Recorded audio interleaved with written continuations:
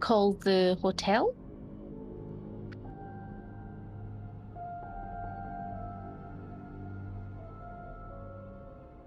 The university would be, well, it has been the sort of prime spot, hasn't it? In our, so I probably would fall in the university.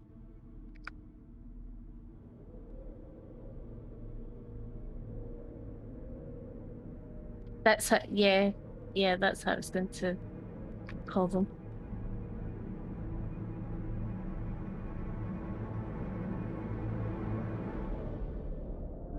Hi there, it's Mildred Potts here.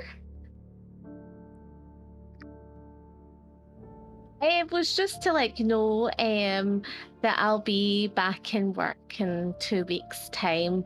I've just been taking time off for, my husband went missing, so I've been taking time off to stay with my sister and her husband in Glasgow because I needed the time off to sort of, rest and recuperate. And so I'll be back in a couple of weeks' time. I shouldn't feel so bad about it because I was in touch with Dr.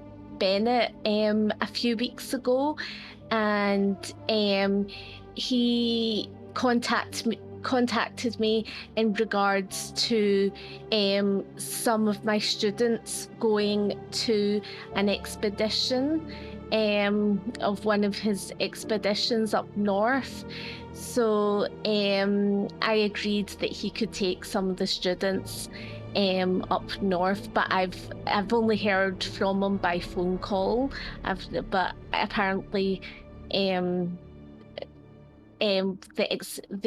doing an exhibition. I don't know what they're trying to find, but they're doing an exhibition anyway, apparently expedition. So I thought, well, I'll be fine for taking those couple of weeks off. So he phoned me a couple of about a few weeks ago about it. So yeah.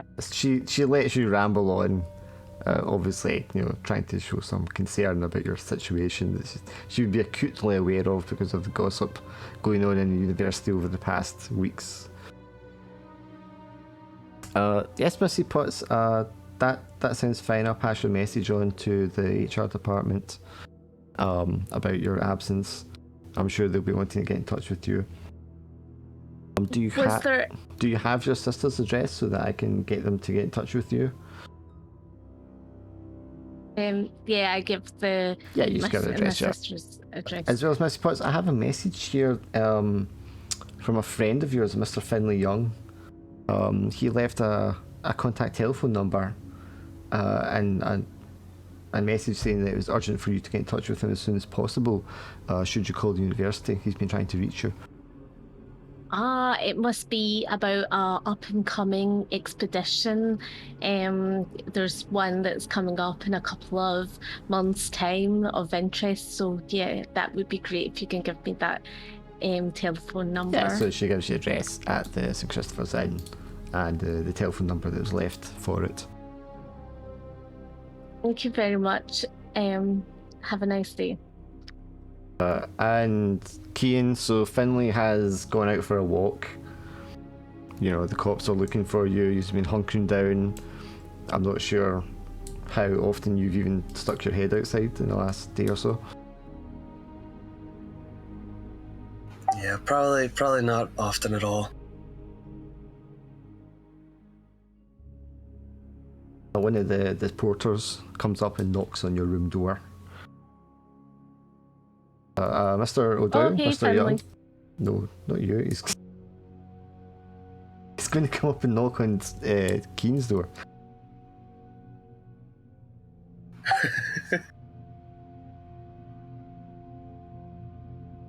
Yeah, Cian's going to. Oh.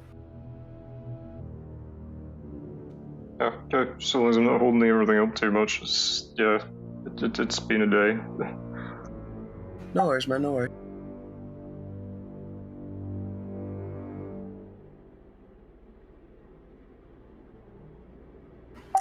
Cian's going to just for a moment pretend like he's not there, so he's just gonna be very quiet. Right, be right there. Yeah, we'll just, yeah, whatever.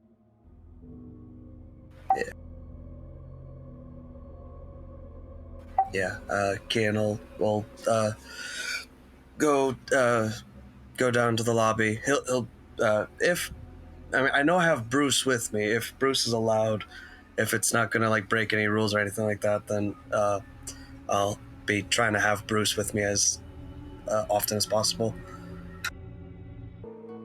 Hello. Hello. Can you both come and meet me and Paul at Banff train station? We're going to Kinnerdy Castle.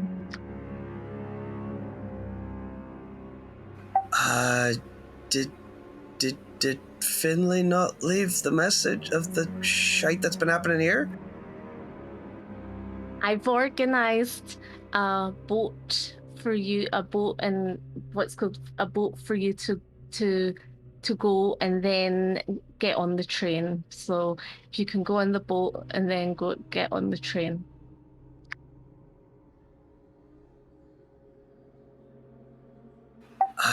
Sure. I'll let Finley know once he gets back. The police are definitely after us. I just want you to know. I've wired the 2 tickets to you, so they'll be at the front desk. And the boat boarding passes as well. Okay. Yeah, I'll let Finley know. We'll make our way there as soon as we can. Thank you. It clicks off. Paul will tell you. Paul will also make some phone calls, Mildred, and you can actually hear the shop steward of his union shouting at him down the phone. And afterwards, Paul, looking a little dejected and worried, explains to you that he has to go back to Edinburgh, or he's going to lose his livelihood, and then his whole family would be homeless. So as much as he regrets it, and as much, as bad as he feels about it, it's out of his hands at the moment, and he has to look after his family. Okay, Paul, but you have to stay till they arrive. He'll get the train with you to Banff, but he will stay on the train and continue on to Aberdeen and then Edinburgh. Okay. Does he have the stone? You've had the stone, yes. But who has the stone? Well, you Me or could him? give it to him to take back to Dalkeith, or you could keep it on yourself. You also have the books.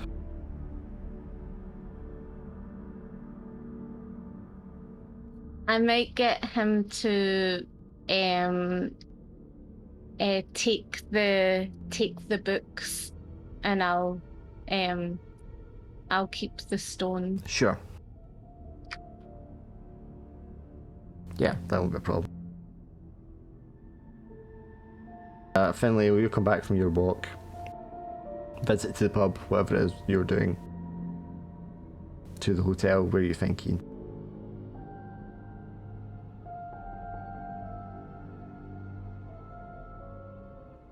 So we're going to Banff now? That's all she told me. She's apparently already wired us some tickets and boarding passes. Apparently we're going to Kinnerdy Castle. Okay, I guess that they must be fairly confident we'll find some answers there, I suppose. I guess so. We've not, as a party, been to Kinnerdy Castle, have we? No, you have not. Okay, yeah. So, yeah, I don't know what happened up north with them, but she seemed very insistent. As long as they're in one piece, I suppose that's what matters at this point. Yeah, definitely. So you find a telegram in the front desk of the hotel giving you like a receipt number for the Queensferry ferry that will take you across to Fife, and you'll be able to get the train from there, and it'll take you up north. It's a fairly long journey by Scottish standards. I want to say about 8 hours, maybe 9.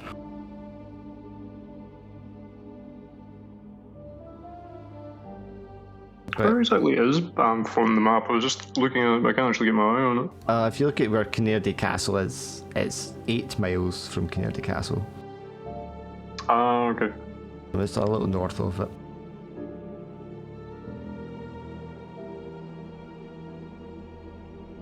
So you'd be taking the eastern line up through Aberdeen, up and around Banff, Elgin, over towards Inverness. Yes, but is there any... I mean, so obviously you guys have got to make your way to the ferry by getting out of the city. I mean, it's not a long journey by any means, but obviously you've been very cautious the last 24, 48 hours of people watching you. But so far, Finlay, you haven't noticed anyone noticing you. There doesn't seem to be anyone suspicious in the hotel hanging around or keeping an eye on you. It just seems to be people keeping low themselves or just going about their business.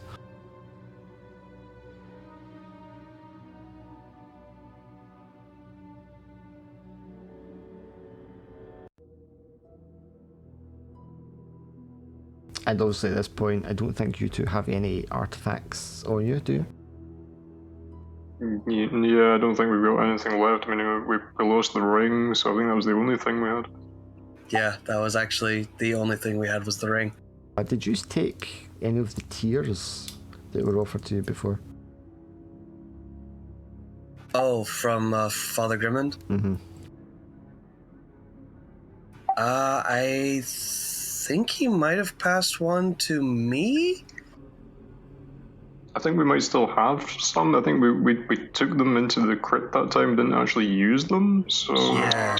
Yeah, so you got a couple of vials of these supposed tears of St. Mungo. But obviously to the naked eye, it looks like water. Maybe slightly misty. Yeah, unless it has some sort of weird effect being near me, Kian's not thinking too much of it.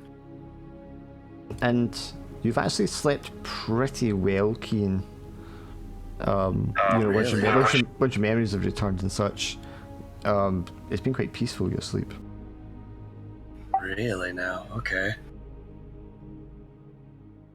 That's strange. Now I'm paranoid about having a good night's sleep. Yeah, I mean, you feel more kind of content. Sated, Okay. you might say.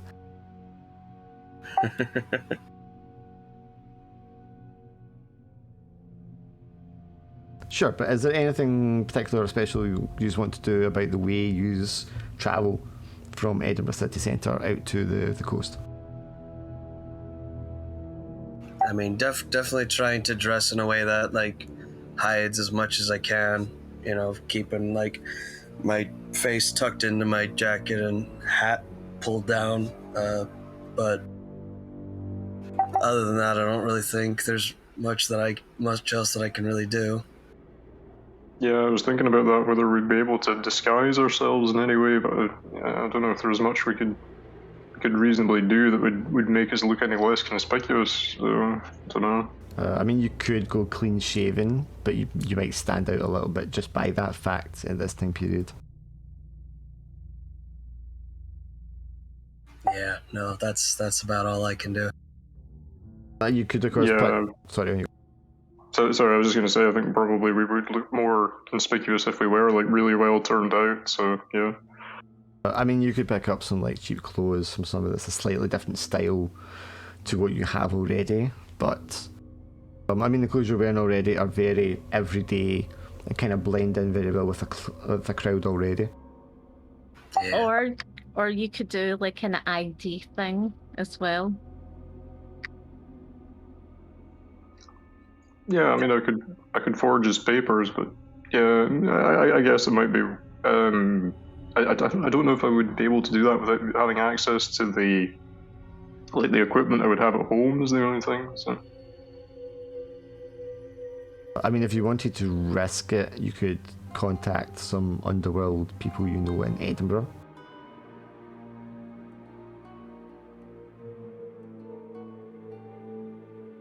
I suppose maybe just leave it for now because it doesn't seem like we're going to come up against a situation where we know that we'll need that. So it would just be like doing something on the off chance. So.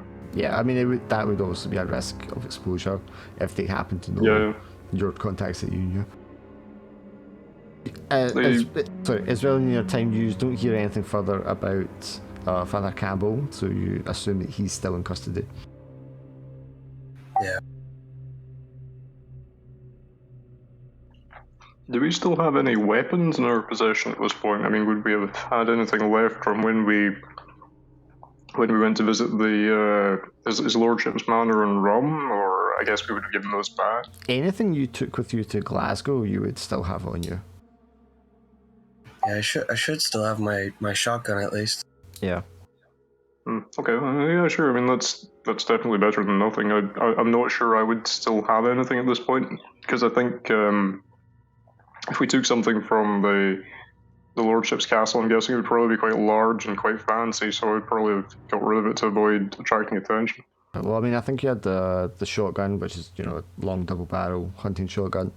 You just took that in a bag, kind of disguised golf bag, I think, through Glasgow, which is completely conspicuous. So, I mean, it's possible you still have that on you, but again, I mean, it's up to you. You might have ditched it because you thought it was too kind of dodgy to carry something like that around.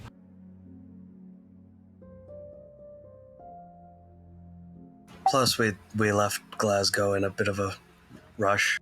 I mean, sorry. No, I was going to say, it's just also possible you might have grabbed a tool from somewhere and just trimmed that shotgun into a sawn-off. Yeah, that might be more likely to make it something a bit easier to conceal. I mean, I guess knowing kind of underworld people, I would have at least some basic knowledge of those kind of things. So, yeah, I might go that route. Yeah, I mean, it's easy enough to find a tool shop and pick up a hacksaw, or even just borrow one from one of Keen's workmates, you know, and use that just to take off. Yeah. And file off the end of it. Yeah, I mean, that part seems perfectly fine. So if there's nothing else, you would head out of the city, perhaps on foot most of the way, just keeping an eye out. Yeah. Avoiding large crowds, I guess. Or stay in large crowds if you want, but... Yeah, I suppose that'd probably be smarter, actually. But, I mean, with the hustle and bustle of the city, it's very easy to blend in. You do look the same as everyone else. You're not really standing out. I don't know, Finlay, if you want to give me a couple of dice to roll. Sure, just a sec. Since you're one that generally knows what you're looking out for. Yeah, you don't think anyone seems to be following you. You've managed to dodge the obvious policemen that are around. You know, they're fairly conspicuous. And you avoid the sort of main public transport routes without veering too much into sketchy alleyways and such, which might also be kind of obvious. And you make your way to Queensferry and you're able to get the ferry across to Fife. And you change from there up towards Banff. And at Banff Station, you will meet Mildred.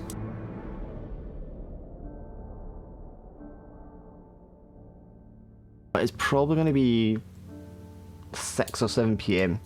by the time you get there. And Mildred, you've probably been there for a good hour before they arrive.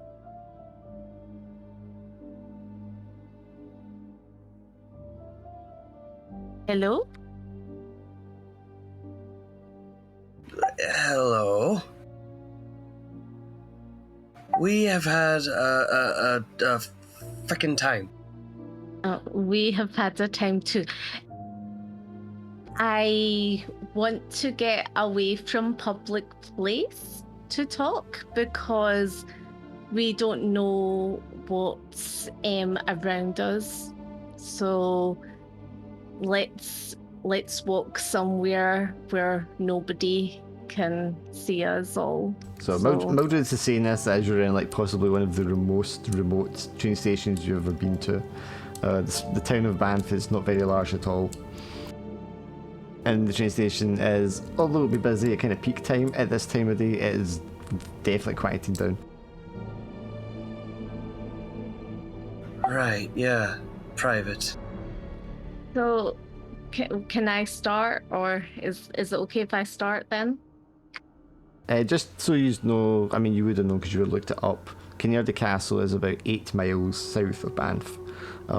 It's next to the town of Abercurder, which is a very small town, barely more than a village. Okay, so Paul and I arrived at the what's called the dig site at Can't hear you. Ardniki Lime Kilns. But before we got there, we went into a pub and we spoke to a guy, and he got one of his guys to drive us out to the dig site. Once we got there, it was total carnage. There was like cabins that were like, bloody, and the main cabin was locked, but we managed to get it open, and then we found all these pictures of sketchings of fish people of the day gone, and it didn't look as bloody in there. There was no blood in there. It was kind of just messy, and so we couldn't find anyone at the site. Nobody was there. There was just blood everywhere. And we checked all the cabins. We went to the main workhouse. There was nobody there either. So we then went to the main digging site, and we went inside the cave, and then we went further inside the cave, and we just saw all these people that had been like basically murdered. And then we saw like fish people that had been murdered, and this is when we came across Dr. Bennett. He was crazy. He was nuts. He attacked Paul. He had the stone, which I have now. But in the end, I tried to calm him down, and then he recognized me. It was as if he was in some sort of trance. And I tried to persuade him to go out of the cave with us, but he just wouldn't go out of the cave. So when we got out of the cave, the driver that was waiting for us asked us about the stone. We had never mentioned the stone to the driver, but we lied and said that Dr. Bennett had the stone. But what's good that we couldn't catch up with him, so we just called it, and so we left. But we felt like he was a fish person, like the whole village were fish people, were turning into fish people.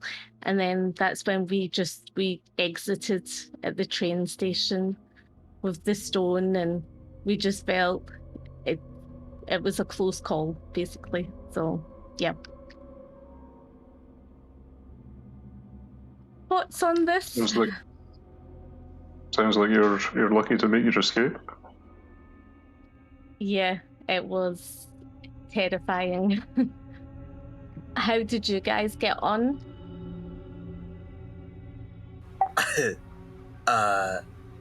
Well, we went to the hospital to fix up some of my stitches and noticed that black goo was leaking out of me. Oh, And then- goodness. And then quite a lot of it was coming out of me. It was very concerning. But then I did some things that I didn't have any control over at the time. Almost killed Finley. And then, quite coincidentally, some police apparently showed up, wanting to arrest us. But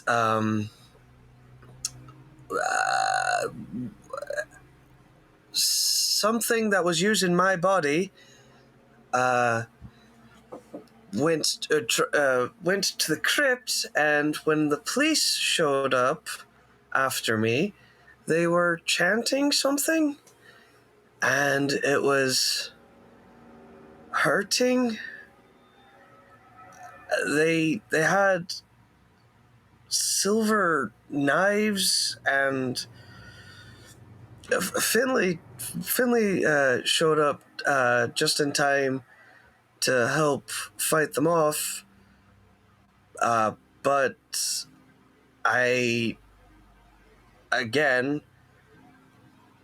something using my body ripped out one of the policemen's hearts, and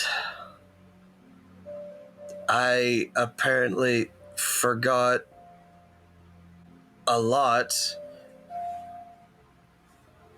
and then we got the hell out of Glasgow, went to Edinburgh, found out Father Campbell has been arrested, and the police are asking about me specifically.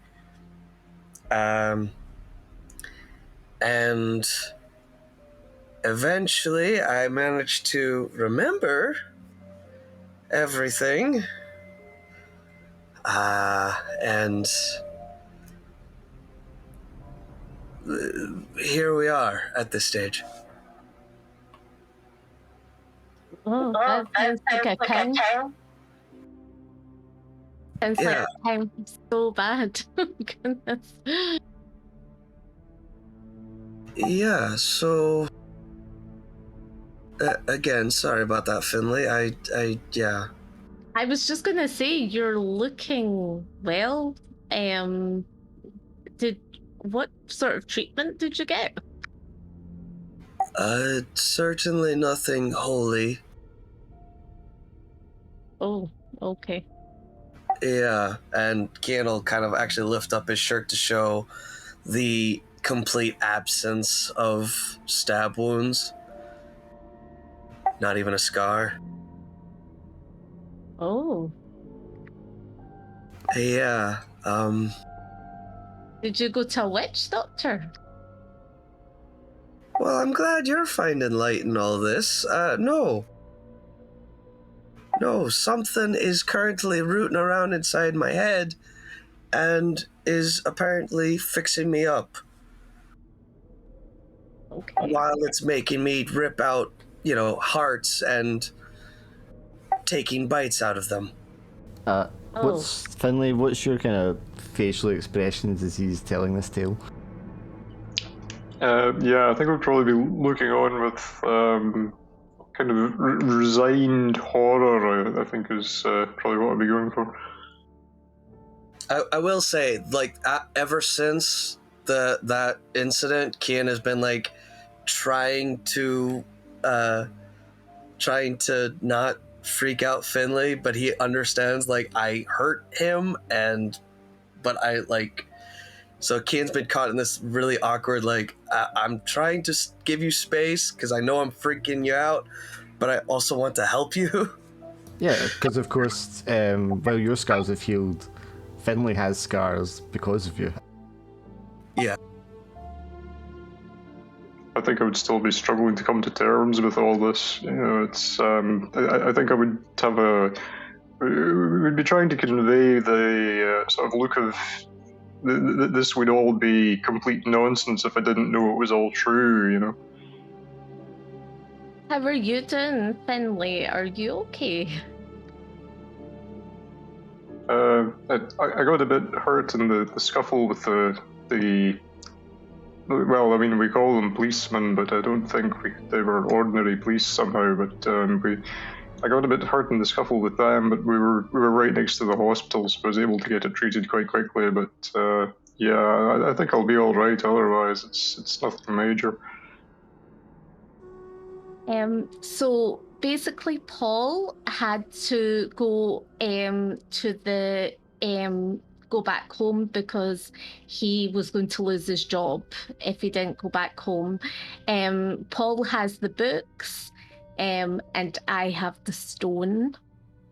I'm just wondering. I don't know if I'm the right person to hold the stone, because I think I'm like the weakest out of the three of you. But I think for the fact, Cian, that you've been through so much, I don't think you should hold the stone. So maybe I'll just keep it with me for just now. I was laughing So- because I thought you were going to foist it on Pure Yeah, Finley again. same. Here you go, kid.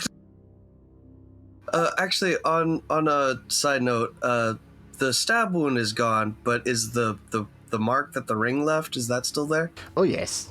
Okay. In fact, it is barely healed. It still feels fresh. The skin has Okay. not begun to scab over at all. Yeah, I think Cian's just kind of lightly rubbing at his finger and mentally cursing himself for not thinking to grab the ring. Mildred, do you like bring out the stone to show them as you're explaining this? Well, I look to see that there's nobody there, so Sure, yeah, you wait till there's like a quiet moment. And most people, once they get off the train, they're just off home. You know, they're not hanging around for any reason.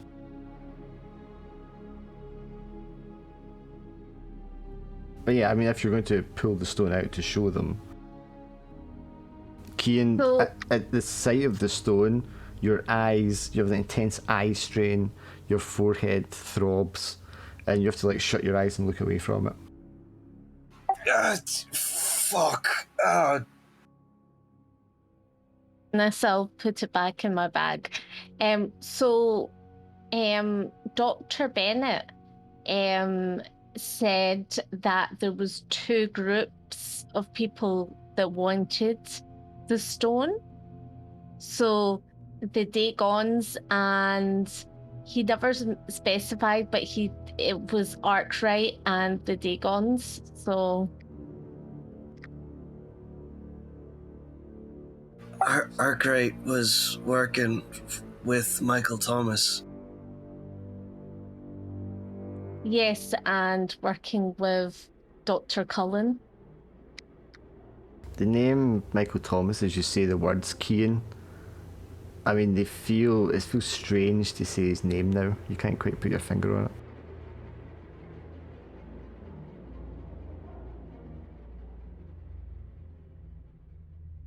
Yeah, that sounds about right.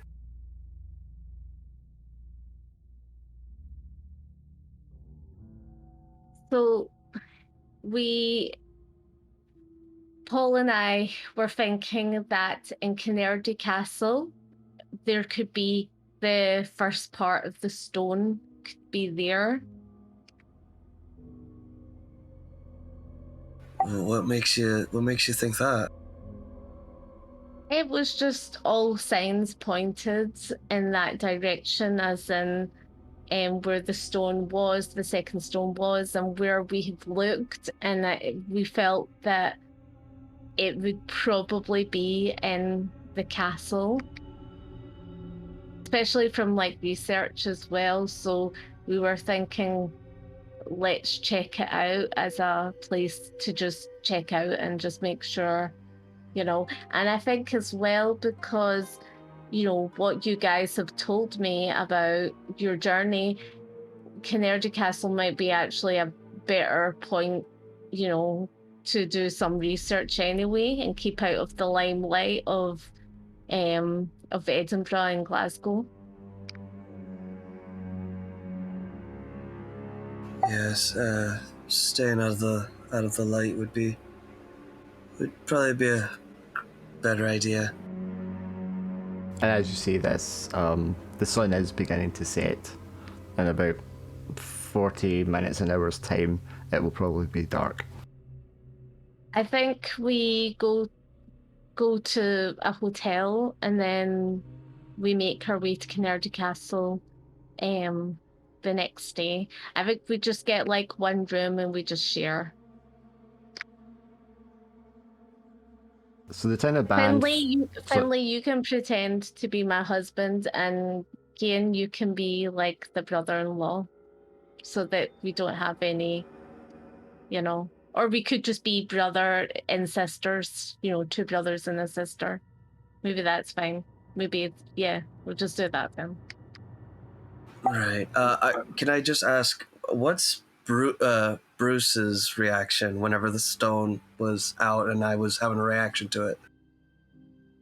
Did he do anything? Oh, yes, he started... Has he been acting strange at all, or...? He's been fine with you so far, but when that happens, he does, growl and go in an aggressive stance towards you. Oh, towards me? Okay. Yes. Oh, okay. Where's the nearest sort of inn or hotel? Yeah, so as I was trying to say, Banff is a town, I believe it's a couple of thousand, maybe 3,000 people at this point. 8 miles down the road, which would be about a 2-hour walk, depending, is Abercurder, which is the village next to the castle. There'll be a B&B at Abercurder. There'll be a hotel in Banff. Should we stay in the hotel in Banff? I feel like these B&Bs, we always get into trouble when we're at the B&B.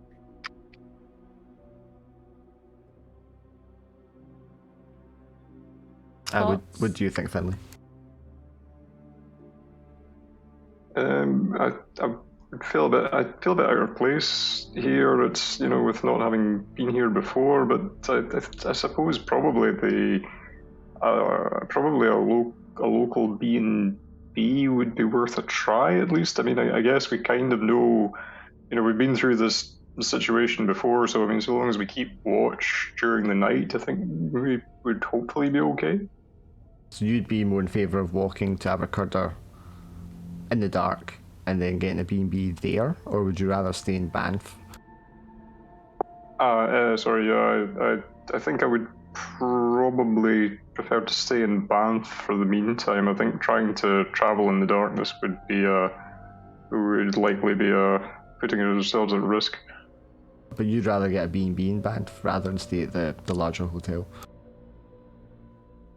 Well, I'm just trying to think that, whether we would get somewhere with, a larger place might be somewhere that they would, if anyone is trying to watch for us, I would think the larger place might be more of a risk. But yeah, I don't know. I'm open to.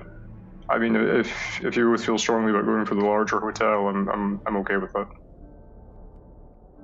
Or we could try and see if there's a car that can take us to the B&B. What do you think? I don't know. I feel like just getting a place to stay in Banff would probably be the best idea. At least for now, just for the night. Okay, I mean, we could just try the hotel and make. I mean, I think so long as we stick together, I'm sure we'll be okay. So. Yeah, and I think as well, I'll just go up and, get the room, and then that means, you're not at the front desk, Yeah. Sure, so you're able to find the Carmelite Hotel, which is a newly constructed building in the Georgian architecture. And it has 16, maybe 24 rooms. It won't be particularly busy this time of year, although people are starting to, come up because it's going into spring soon. But you'll easily be able to find a room there that will accommodate you. You could even get one with 2 separate beds.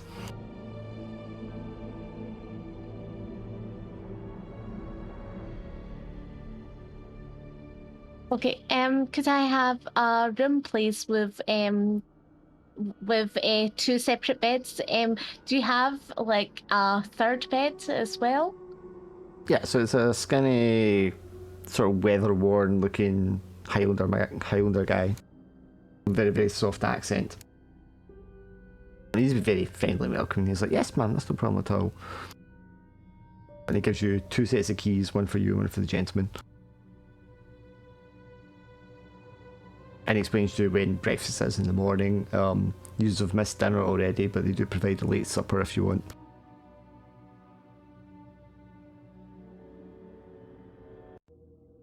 And then they just give you the keys. Will we just share the room again? Like, so. Yeah, so it's one of the larger rooms. It's got 2 separate beds in it. They're not supposed to have 3 people, but you know it's getting late and they don't want to hassle you, so they're quite happy to let you just stay there, and you just pay like an extra surcharge for the 3rd person. Do they have a big cupboard in the room? The big closet, yes. Okay, so we just put the stone in the closet then. Are you keeping it in your bag or you put it in the closet so Keen doesn't have to see it? Yes, yes. The only thing is, Keen, obviously they won't let Bruce stay in the room with you overnight. They do have like a kennel outside you can like tie him up to. Yeah, if it's close enough, I'll tie it up or tie Bruce up. Yeah, and there's already a couple other dogs that are out there in different kennels, and they've got a groundskeeper person that keeps an eye on them. Yeah, give him one more pat on the head and then say goodnight. Are there chairs in the room at all? Oh, definitely, yes. There'll be a couple of sitting chairs. There might even be a reclining sofa, a writing desk, a dresser in the bathroom. Once everyone's kind of getting settled in, I'll actually take one of the smaller sitting chairs and just kind of see if I can wedge it under, like, against the door. Yeah, just sure. in case. You know, paranoia. Yes, you're definitely able to do that. The windows are these large rectangular Georgian windows that like open outwards. There's 2 of them for the room. It's quite comfortable. It's a bit upmarket. Being a new hotel and all. You're certainly not getting small, dodgy fishing village type vibe.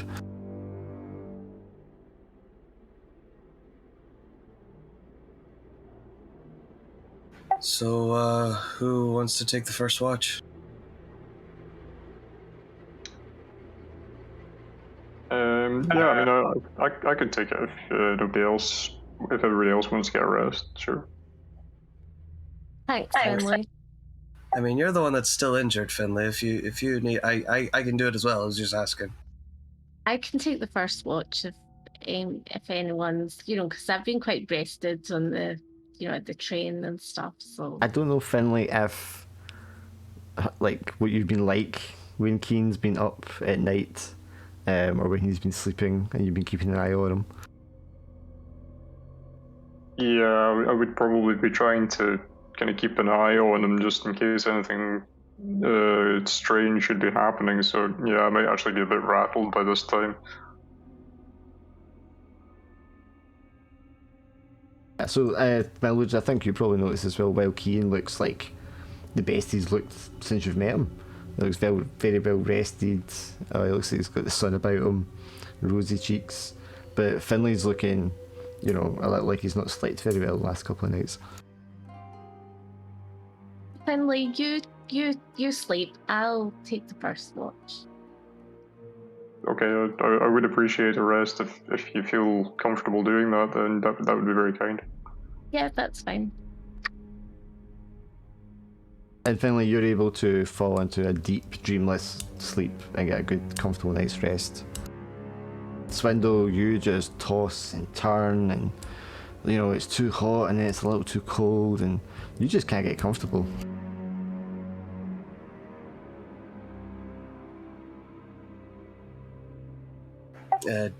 Do I get to sleep at all, or is it just too I mean, uncomfortable? you doze off for a couple hours just through sheer exhaustion towards the early morning hours, but it is a long, uncomfortable night for you.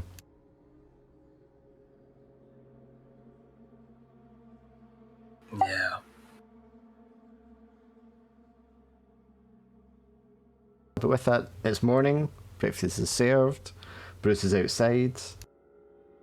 It's a nice sunny day again. It's a little cloudy in the sky, but it's not overcast. Everything seems fine.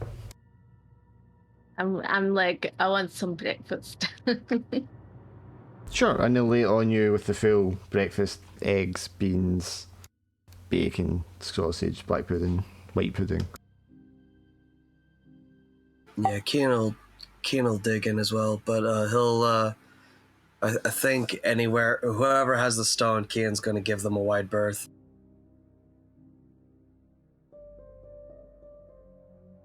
Which I think would be Finley. Would I have the stone at this point, or would Mildred still have the stone? I thought I still had the stone at that point. Finley, you could sit between. It's probably best you sit between and I'll sit sort of. That's fine. Yeah. I mean, Finley's the last couple of days you've seen Keen eat just kind of normally. He's been fine. This morning he's piling that food away, and for your part, Kian, you know, you're starving. You eat all this stuff, and like at the end, like your stomach's full, you're bursting, but you're like, oof, I could eat more. Okay.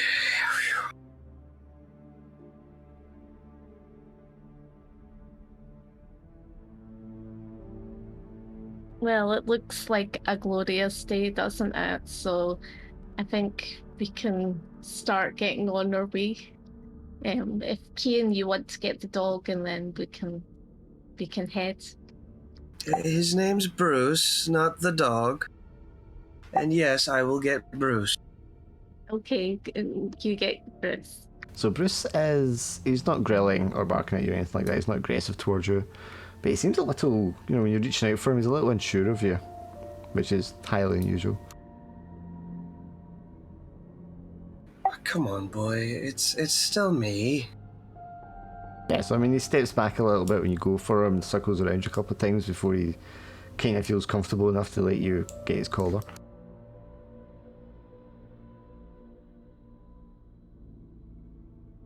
I know.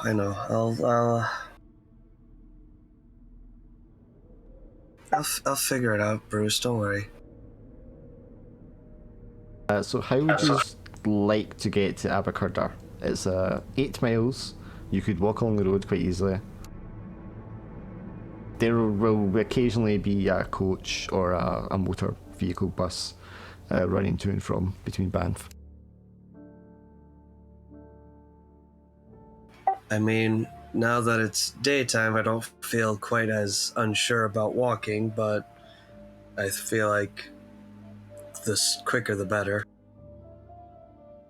Yeah, I think maybe the bus might be the best idea. I mean, you know, so it's something public. We're not going to be in an enclosed space with anyone we don't entirely trust. Like if we were getting a taxi, so it might be a little bit more kind of anonymous. Yeah. Yeah, the bus seems fine. Okay, so the bus runs probably 3-4 times a day.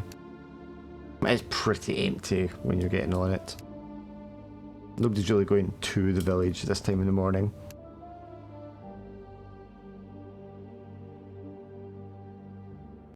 Out here, so this is Abercurder. There's roughly 1,000 people living, working here. Mostly a textile factory.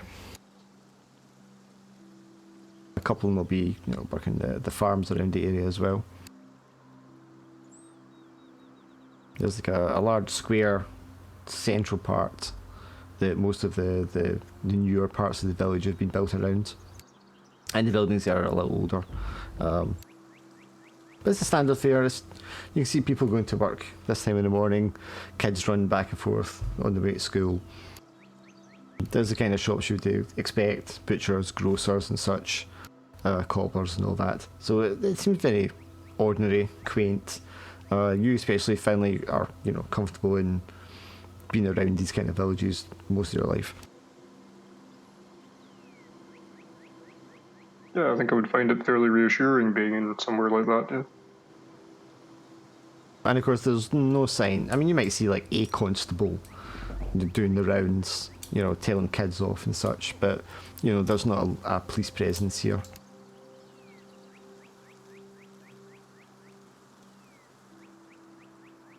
And maybe a mile or so outside of the village, like at the bottom of a hill, surrounded by forest, you can just see poking out the rooftop of Kinnerdy Castle. So is there anything you would like to do in Abercurder?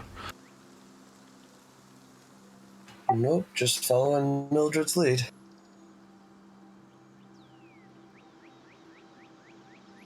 Maybe picking up whatever snacks or food I can. Yeah, I mean, you could pick up a paper bag with some groceries.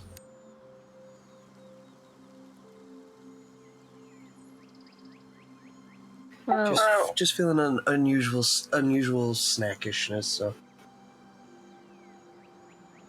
let's head to the castle. Okay, so you just want to walk straight through. People in the village are pretty friendly, you know, but obviously they don't recognise you and you get some looks, you know, about who you are and where you're going. But nobody stops and questions you at all, and you pass through the village and walk on down the road towards where the castle is.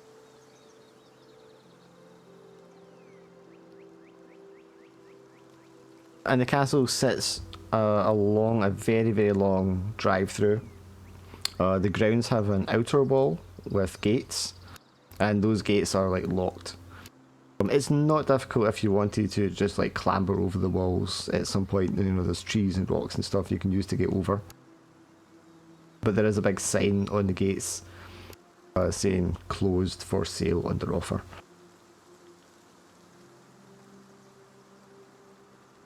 So there's nobody living here?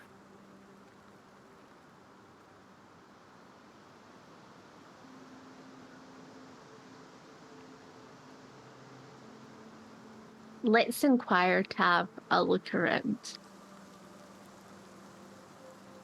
Do you just want to go into the grounds, or do you want to walk around the edges of the wall to see if you can find like a keeper house or something? Yeah, I think maybe if we check around the edges first, just to kind of get a sense of the place before we go right into it. Sure. So the first thing you encounter is a gruff man in a very well kept uniform. Red hair, quite bushy, thick beard. And he approaches it. Do you gentlemen have business around here? The grounds are closed to the public, you realise.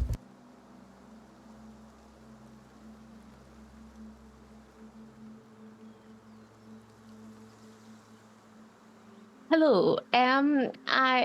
The three of us are basically, we have a buyer who we're just like scoping. We want to scope out the castle because we have a buyer that that's interested in the castle. He comes from England, and he just wanted us to check it out because he's interested in Scottish castles and he wants to buy one up. So Right, well, we I've just want to not look heard around. I've not heard anything about taking anyone around the grounds today. You'll need to take that up with the council members. But besides, the place is already under offer, haven't you heard? Oh, okay. Would you not let us have a sort of look inside and at the grounds, and then we can report back to our buyer? He'll be most disappointed if I come back with no information. Are you just Got persuasion. asking him, or are you like offering a bribe, or what? Offer a bribe? Okay, so flash a few shillings in. Okay, so roll your appearance for me. Which I believe is 1 dice for you. But can I not go the persuasion? Or does that not get Okay, me? so yeah, roll 2 dice if you want.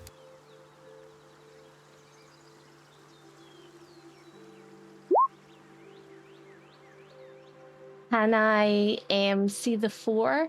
can I bump it up to a 6? I've got 5 luck, so can If I you want, bump it? you can if Yeah. you wish. Yes. Yes, so I'm bumping it up to a 6. So Yeah. So I'm you using 2. hesitant for a second, and he pockets your shillings. Well, I suppose it won't do any harm to take a look. It's not like I'm doing anything else around here today. Follow me. It takes you around to the main gate, pulls out a big key, unlocks the padlock, undoes the chain, opens the gate, lets you in, locks it behind you. It takes you along the long winding gravel path up to the castle, which is just this. It's more like a keep that's had an extension added to it at some point.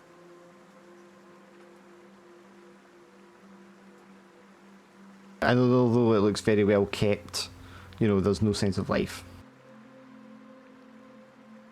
Can we do a roll for anything spot hidden?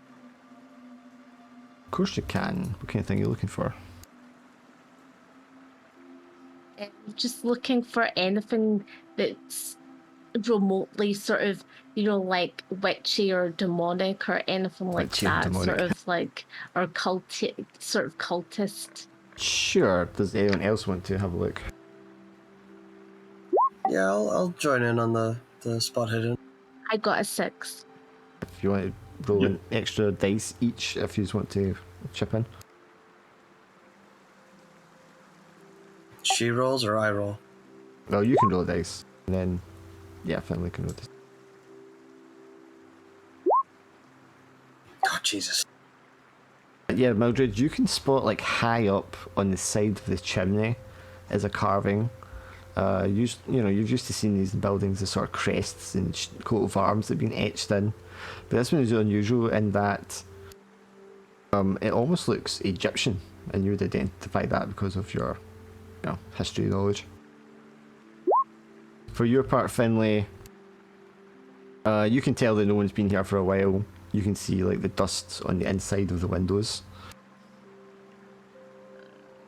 And you can tell that the grounds have been well kept. And for your part, Kian, it looks pretty.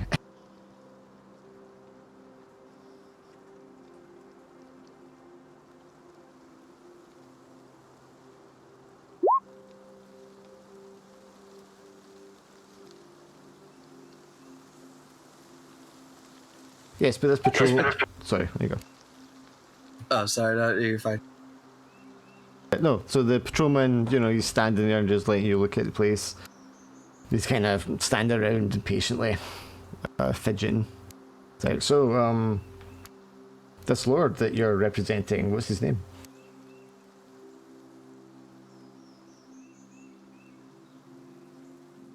I give the name of Arkwright. He raises an eyebrow. George Arkwright of Glasgow? Yes. I thought you said it was an Englishman. No, I didn't say George Arkwright. I Lord Fortescue. Sorry. Fortescue.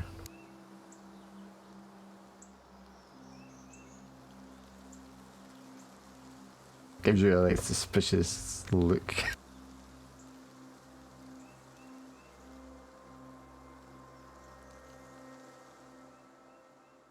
Right, well, is there anything else you want to see? We have some fine stables around the back.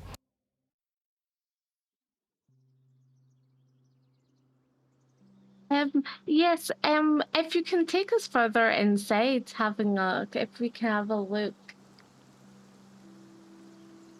I think because you got 6, yes. You'll reluctantly kind of hesitate and then go up to one of the doors and unlock the door. Well, I can give you a brief look around, but no touching anything. Can I do a spot hidden again? While you're inside. Yes. Of course you can while you're inside. Are you all going inside, Jess? Yes. I got a 4. I unless the guy doesn't really seem to react to Bruce, I'll probably stay outside if he does. So you want to stay outside? Yeah, if he gives me a look like, no, the dog's not coming in, then yes, yeah, I think he would give you that look, yeah. Yeah, I just had that thought of like, nah, I don't think that's gonna look right. So yeah, Keen and Bruce will stay outside. Finley, do you want to roll? Oh, sorry.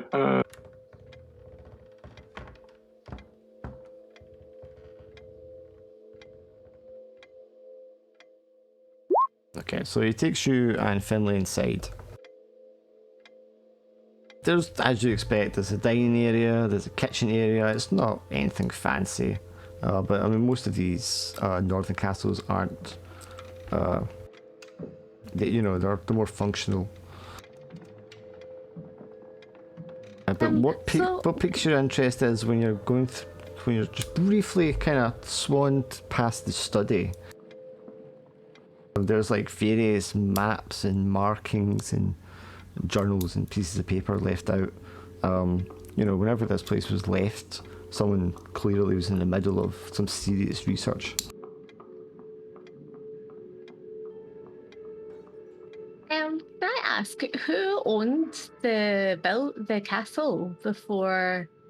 Who's selling it? It was a Sir Matthew Davidson. He recently passed just in the winter there, which is a shame. He was a great man. He was a fine, upstanding member of the local community, very well respected. What did he pass off? Natural causes. Was it quick or was it a long?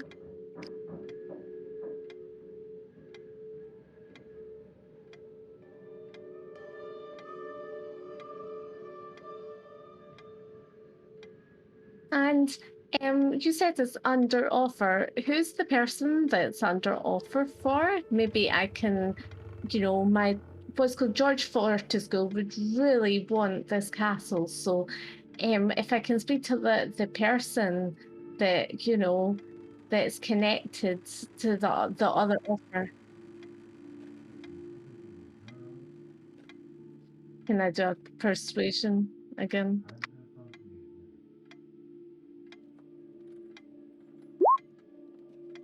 Can I bump that up to a 6 with one with my luck?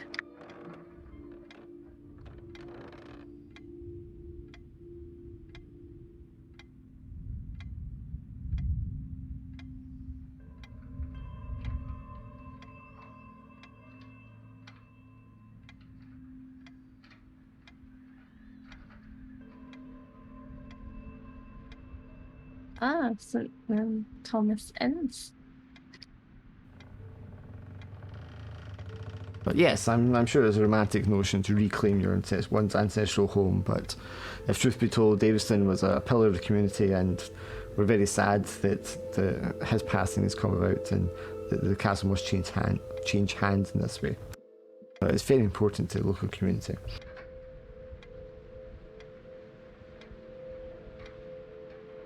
Is there anything you'd like to ask or do, Finley?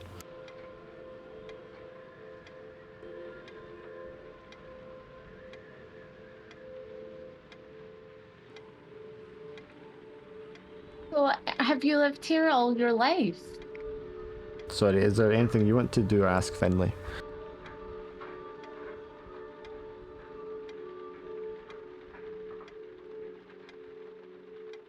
Can you hear me, Alan?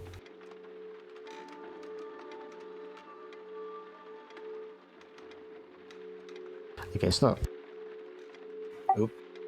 Is there anything you want to do while you're outside, Keen?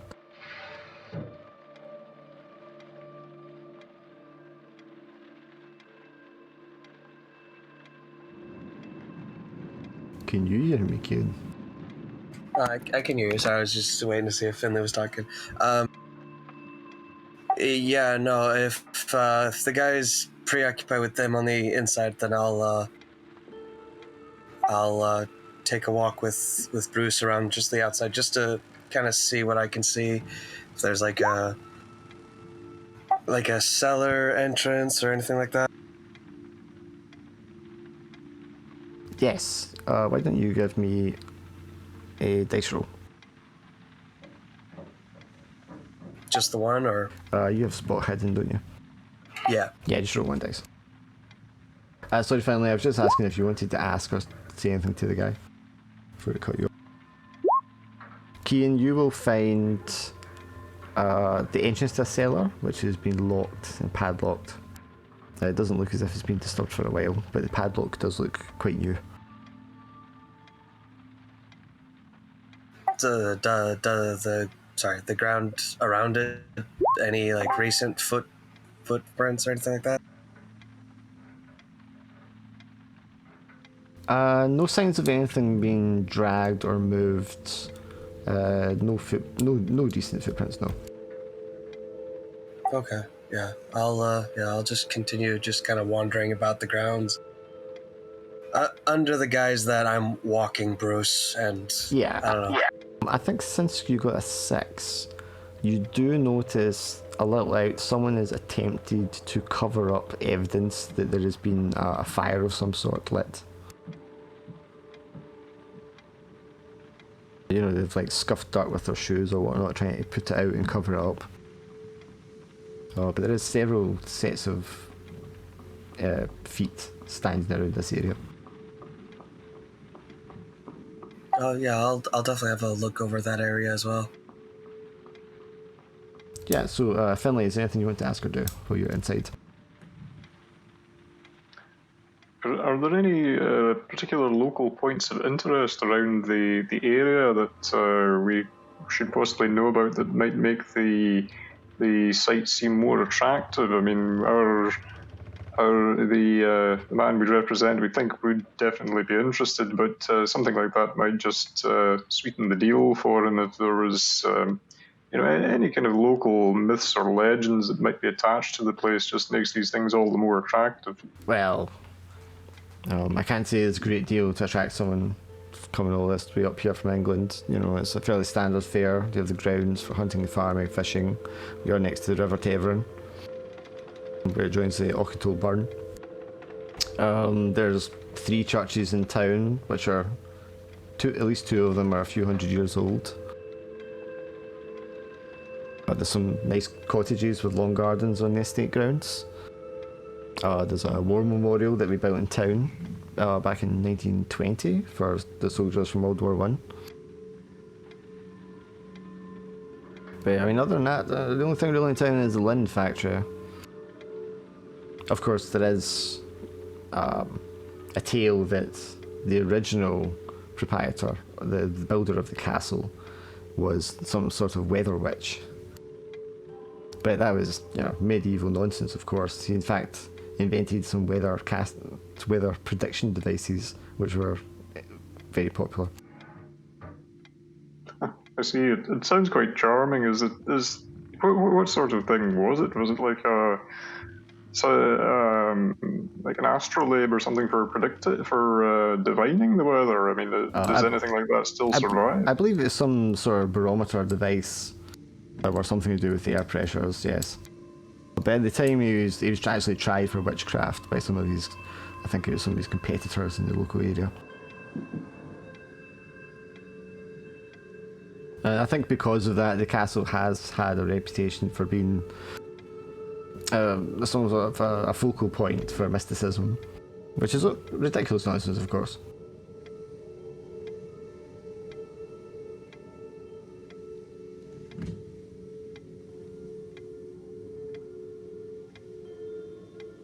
Do you have any events coming up? Well, there's the Spring Festival. Will be coming up next week. Yeah. Will that be held at the castle? It's tradition for the Lord to hold it in the grounds, but that we'll have to wait and see how the sale goes, I suppose, and the attitudes of the new owner.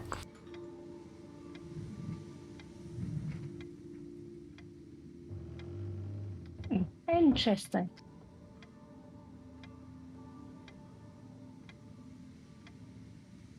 Is there any other rooms that you can show us?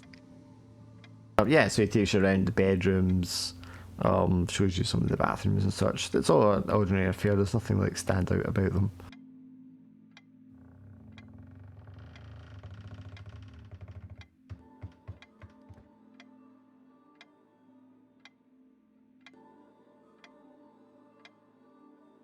But the place looks as if it was lived in and then it's just been like abandoned. Everything should be kind of left in place. No one's made any effort to really tidy anything up or change anything on the interior. The patrolman himself seems reluctant to, really touch anything. He's very gingerly opens the doors, as if he almost has a reverence for the place.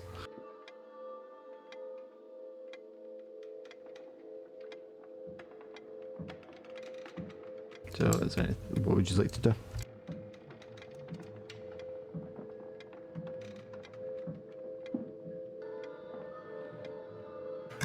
I'm definitely poking around the area where it looks like there was a fire, trying to see if I can identify if anything's been burned or... So something's definitely been burned. There's a faint indentation, maybe like a bowl or something has been put into the ground. And then a fire lit either around it or in the bowl, and it's kind of burnt some of the ground around the edges. So there's like charcoaled bits that have been kind of trampled into the dirt. A very crude effort for people trying to hide the evidence. From no like scraps or anything like that, or...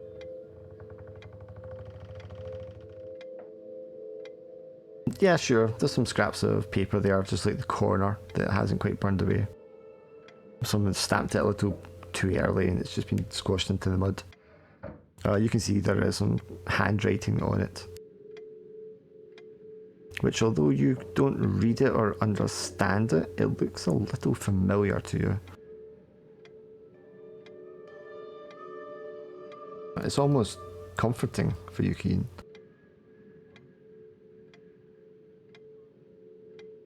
In fact, this whole area is quite relaxing, and you're feeling a little better now that the stone is further away from you. And this area just feels kind of welcoming.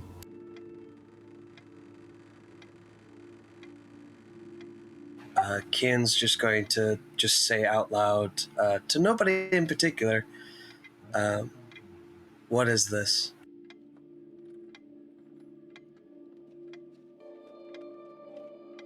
I know you're there. What is this?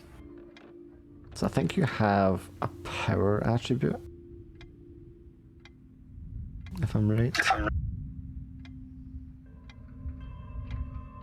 I do, but it's mundane.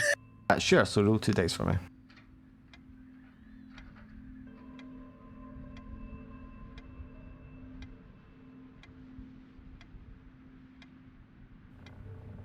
Yes, there's a...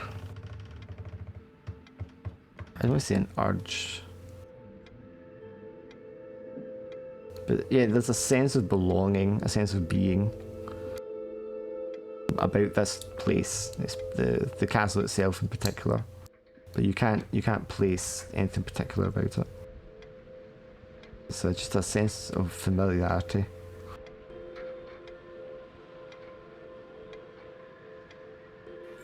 We've spoken.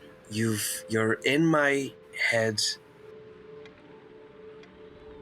You've made me do things, and nothing. I get nothing from you. I didn't ask for this. I didn't want any part of this. But you chose me, and you can't even answer a fucking question. What would you guys in the house like to do?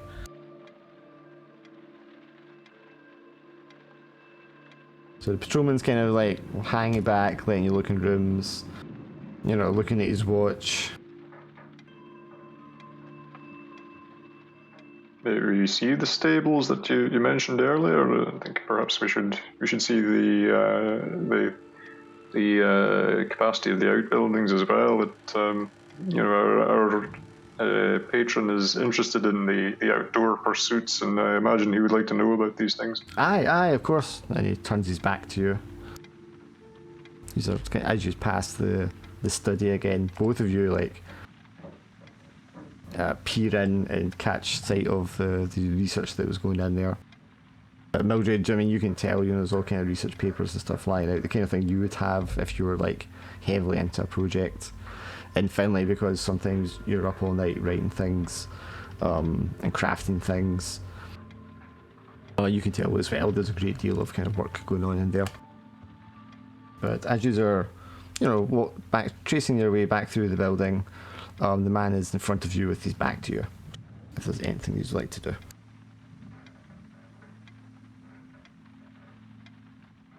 Which one of us is faster? I think you're faster.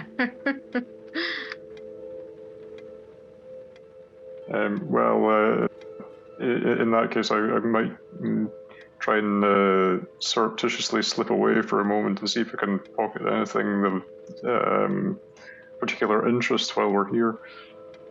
Okay, so you want to just steal something? Yeah, I'd like to try and quickly see if there's something lying out, like any particular items of research or anything that look like they would be useful to us, and see if I can just pocket something quickly in the passing. Do you have larceny or pickpocketing or anything like that as a skill? I don't think I've got anything specific. I'll just check the character sheet.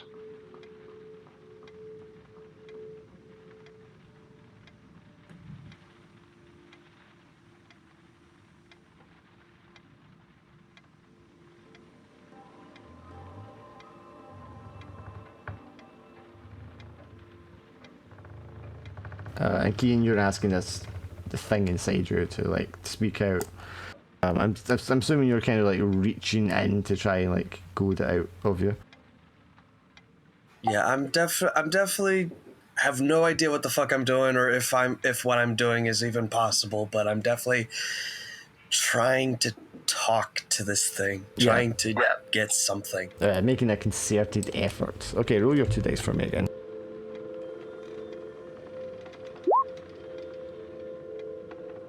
Okay. You get more than you bargained for. Take stress. Oh shit. You're all of a sudden just sucked backwards as if you're falling deep, cold and black, and it shrouds around you, and you're like, as if you're falling down, and it like writhes its tendrils up in front of your eyesight and absolutely completely obscures your vision as you're sucked into darkness. I'll take a freeze up. That seems reasonable. Do you have a skill, Finlay? Other than just being other than having the criminal tag, I don't have anything specific like larceny or pickpocketing, I'm afraid. So what's your dexterity like? It's just regular, isn't it? So give me. I think so. Yeah, well, yeah. I mean, I have athletic, but that's fitness rather than dexterity. Yeah, so. give me one dice roll.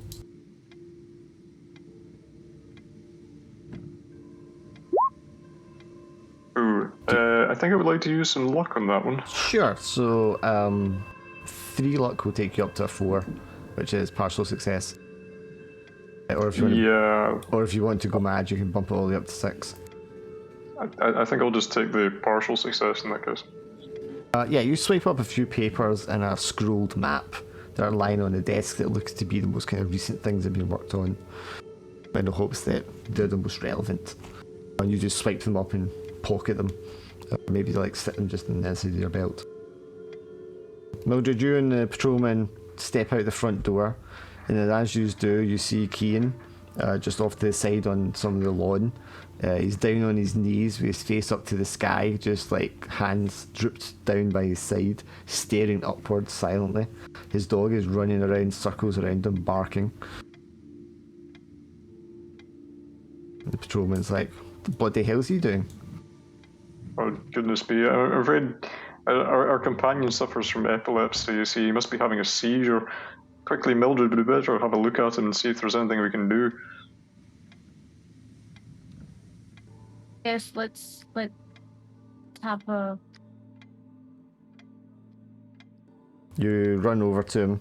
You can see his eyes are clouded over and completely black. He doesn't even register that you're there as he's staring up to the sky. I'm gonna put the flashlight on him. On him, directly in his eyes, what? Directly in his eyes. Oh, Keen, take a pain. Oh fuck! Sorry. No. No, No.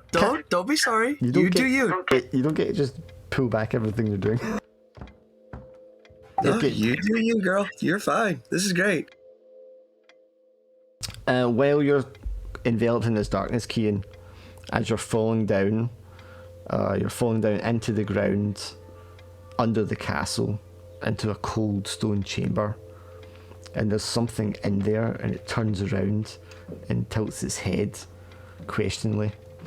And it has a sense of if it recognises you. And it asks, "Is that you?" And just as it does that, there's a bright, blinding flash of pain, and you're brought to stand down your knees in the lawn with Mildred and Finlay standing over you. I will definitely cry out loudly in pain, drawing attention.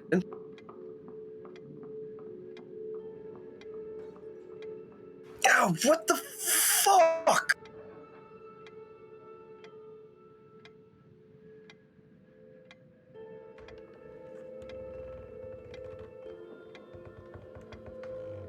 The patrolman comes over and he looks at Cian. You think, Finlay, you catch him making a sideways look, to something that's kind of like behind Cian. There's a slight burnt ground marking. And the man sort of walks round and starts to like shuffle it, trade it in with his shoes a bit while you're distracted by Cian.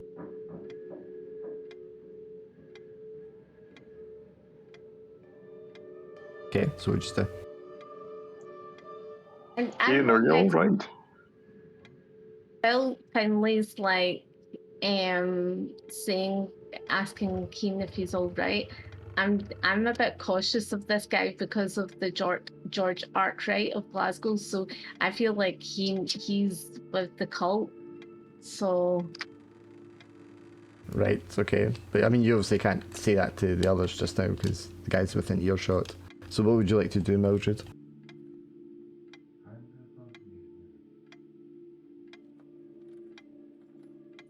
at this spring event, can you tell me more? The guy sort of looks up from what he's doing. Oh, yeah, standard fare, village fete and such. Some games for the children, music and dancing,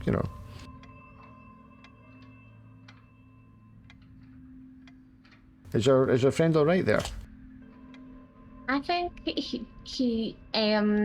he's not used to the cold weather. He's not from this part of the world, so He puts a heavy, hairy hand on your shoulder, Keen. The guardsman does, or Yes, the guardsman. I just push his hand away, and I just say, "Oh, I think Finley's got it from here. Thanks." I didn't mean anything by it. I was just making sure he was okay. I'm actually going to pull out my shotgun Okay. and aim it at the guy. I'm not shooting, but I'm aiming it at him. Whoa, son! I didn't mean anything by it. What's beneath the castle? I don't know what you're talking about. Don't play with me, man. What did you burn? Your friends had a bang in the heat. What's wrong with him? What's your connection with George Arkwright? I just heard the name. I don't know the man. Why would you have heard his name? You live in Banff, and he's from Glasgow. Aye, but he's been up here before. He was friends with his lairdship, the former lairdship. Are you part of the cult? The what? You're part of the cult, aren't you? He looks at you, Finlay, kind of pleadingly. I don't know what your friends are like. What's this all about? There's something beneath the castle. It looked at me. I think it's time you are honest with us, or something bad is going to happen. I think your friend's been at the gin too early. I mean, Right, that's it. I'm gonna shoot at one of his legs. oh, just blast his leg off. Well, you know. Yeah, I mean, Right. point blank range shotgun. You're not really missing anything. You're going to like take off a chunk of his kneecap. Yeah, are you sure this is wise? No, I was going to say No, that. I don't think. Nothing about this is wise, but I'm not in the right state of mind. But this is, no, he knows something. What do you know? The man screams in pain as he collapses to the ground, holding his leg. A huge chunk of the flesh has just been blown apart. Shrapnel from the rest of it papers the rest of his body. He writhes in agony on the ground. I ignore the leg completely, and I've got the barrel right against his throat. One final time. What's beneath the castle? What do you know? The vaults at the beneath the castle. What's in the vault? His dark ship, the Lord. This, But you've Thomas, seen him. You've seen him. How? is this Reverend Thomas? What? No. Is this George Arkwright? My fucking leg. Is this George Arkwright? You need to get me a doctor. I'll get you a doctor, but you have to tell me, is this George Arkwright? No, it's not fucking Arkwright, you daft Who woman. is it then? Tell us who it is. It's his lordship. I tell you already. So, is this Matthew full name? Davidson. It's Matthew Davidson.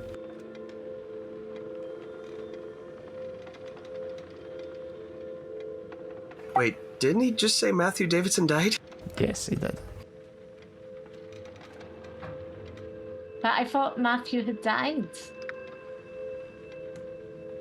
You daft woman. He knows, he's seen him. He's part of the darkness now. The Nephrin Ka.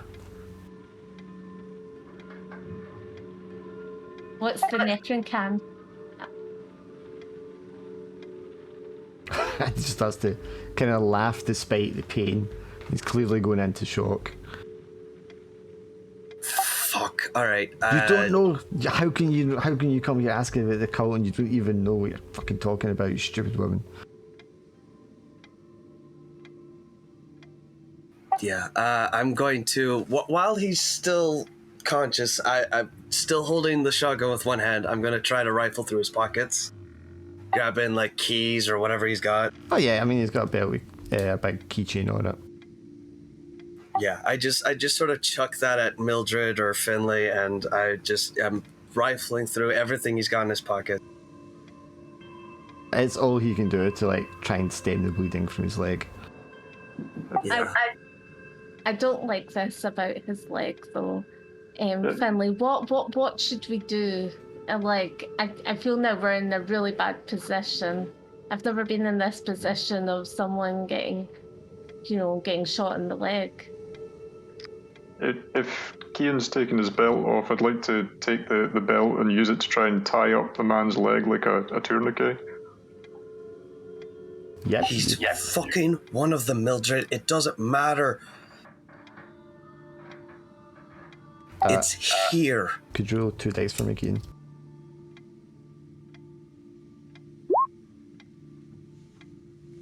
Oh, you're fine. It's fucking here. The thing in my head is here. I imagine, Finley, you're like undoing the belt, wrapping around the man's leg and throwing Keane a curious look. Oh yeah, I fully expect everyone's looking at Kian looking crazed. He probably does look a little, crazed at the moment.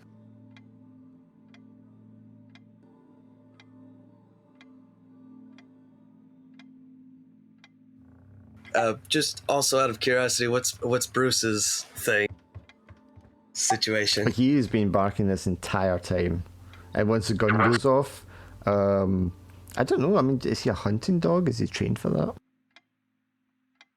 I mean, he's not specifically a hunting dog, but I imagine there's probably been at least once or twice. Sure. I mean, but before all of this happened, Kian took Bruce with him everywhere, so... Yeah, so he knows that you're like aggravated and attacking this guy, so the dog is, while it's not full on attacking him, it is like right up at him, barking at him aggressively. Okay, so he's barking at the guy, okay. Yeah, there's something in the basement. Whatever's in the house, like there's got to be something. It's here. I know it's here. I just spoke with the fucking thing. Where's the other stone? What have you done to deserve the sight? How can you hear him? How can you see him? How did you know he's down there? I shoved the barrel into his mouth. One more fucking word, I swear to God. Where's the other stone? He doesn't say anything because there's a shotgun in his mouth. Right, sorry. Where's the other stone? Other stone? What are you talking about?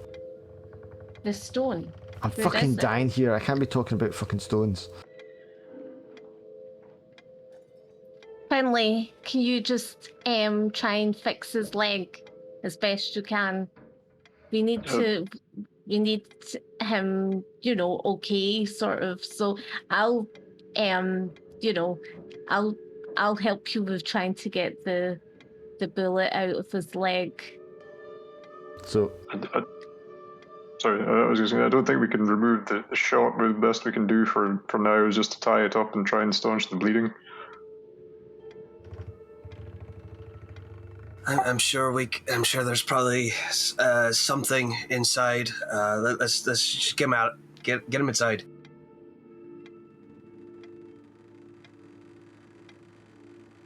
Find bandages or cloth or something. sure, so you drag him inside the building, the dog following, barking loudly the entire time.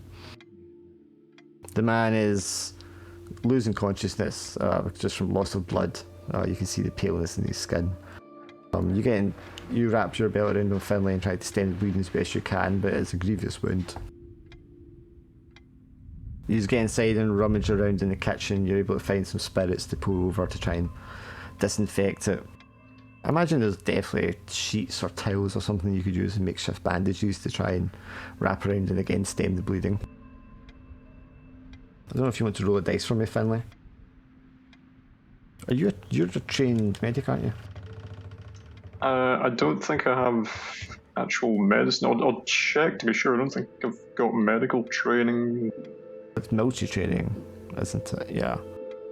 Yeah, just military training. I don't think I have actual medical. Alright, okay, that's become. Yeah, roll one dice for me then. Sorry, I just now saw your Discord message. Did you want me to roll 2 more dice? Or... Oh, no, that's fine. Okay. Yes, you try to treat him as best you can, Finlay, but he is not going to last long. He's going to lose too much blood. Can I try and, because I've dealt with like forensics, can I try and... It's not the same, no. Oh, okay. You can roll one dice to try and help.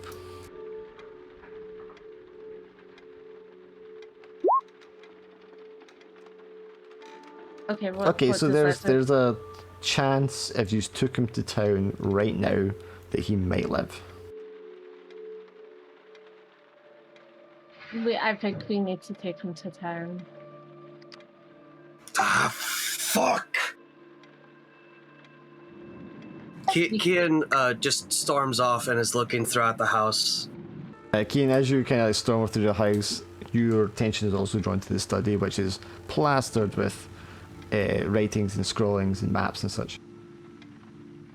Yeah, I stuff my tool bag with the papers. I'm probably not being as careful as I should, but I'm grabbing everything.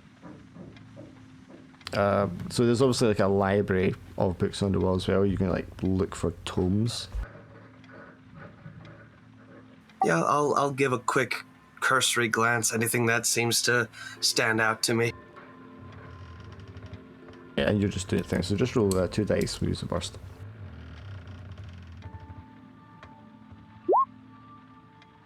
That's pretty good. Yeah, you grab what looks like the most dodgy, occult, witchy looking thing, and you've seen a few tomes already, so you kind of know what they look like by the cover. You grab one, shove it in your bag, you grab the second one, it doesn't come out. It doesn't move. It's not a book at all. It's like a block of wood shaped like a book. Yeah, I feel like even if nobody else is in the room with him, Kian's kind of just muttering to himself, like, I finally have you. I found you now. And I'm going to try to pull the book again or twist it or do whatever it needs to. It kind of pulls at an angle when there's a click and a ratcheting sound, and the bookshelf shunts backwards into the side just a little, giving a 2-foot space that you can slide through. I need to go to the bathroom. I'll be back in 1 minute. No worries. Well, that took a turn. Oh, Yeah, it that was really did. dramatic to me. I was like, oh my goodness, why are you shooting? I'm going to just say this right now. I had no intention of actually shooting him, Okay. but Kian was getting really desperate, and he was not answering questions. Yeah, I think it kind of makes sense, like, where Kian's headspace would be. That, no, I can see that. I mean, yeah. Yeah, Kian's definitely not in a good place right now, but he is. Yeah, a lot of signs are pointing towards something, and he's reacting at this stage. I think we should go into his house as well, just quickly search through anything that he has as well, like, as in dates and times and, when this is going to be, And he didn't know about the stone either, so that was a big thing. Yeah, I think this is the other group's sort of thing.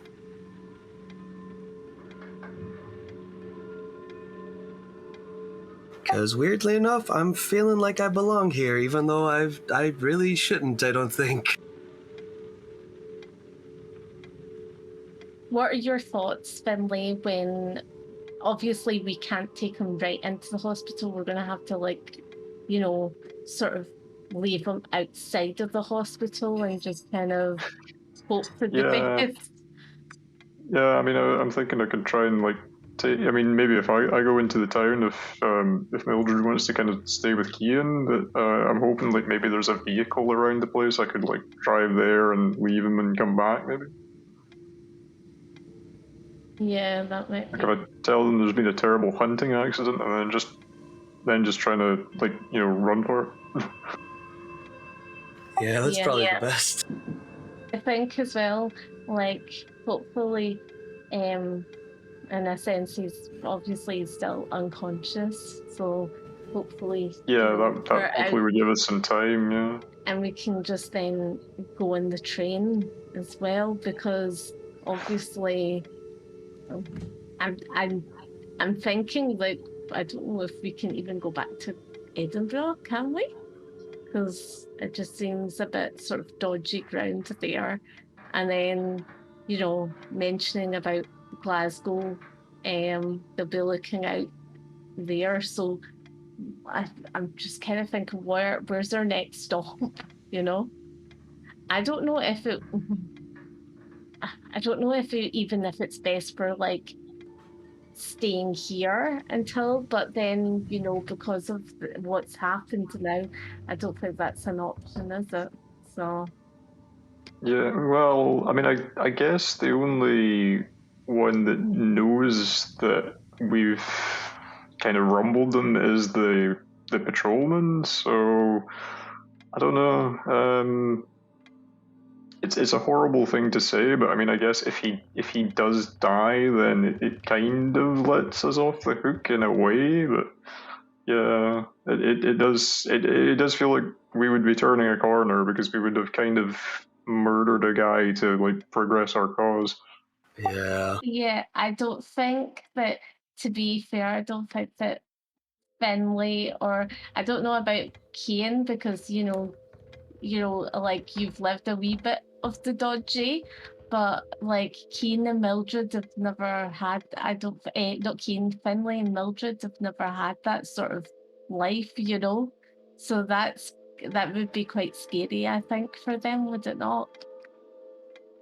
Yeah, I mean, I think my guys would have lived through World War One, so I think he would have seen a few things and would not want to leave someone to die so casually, So. I think there's that sort of moral compass thing, isn't there? Like, I think Mildred wouldn't want, I think from, like, you guys weren't there, but when, it was really heart-wrenching for her to, like, leave Bennett, even though she didn't like Bennett. It was, like, really quite hard for her to, like, leave him. But, like, Callum's character, Paul, was kind of like, oh, we've got to go, so. And there's a similar kind of quandary here because you've obviously discovered this gap that's opened, and beyond it, Kian, there's a small spiral staircase that goes down, because of course it does. Of course it does. Of course it does. You just have, your pockets full of the stuff here, but there's so much stuff just lying around that's been used, and you're not spending any time to actually read what any of it contains at the moment. Nope. This guy's bleeding out, requires medical attention if he's going to survive. If he's going to survive. I mean, it's not a certainty. But of course, yes, he's the only person that knows you're here, really. And, he's revealed himself to at least have knowledge of the cult. So, what do you want to do now? Kian resists the urge to immediately charge headfirst down the staircase and quickly storms his way back to the others.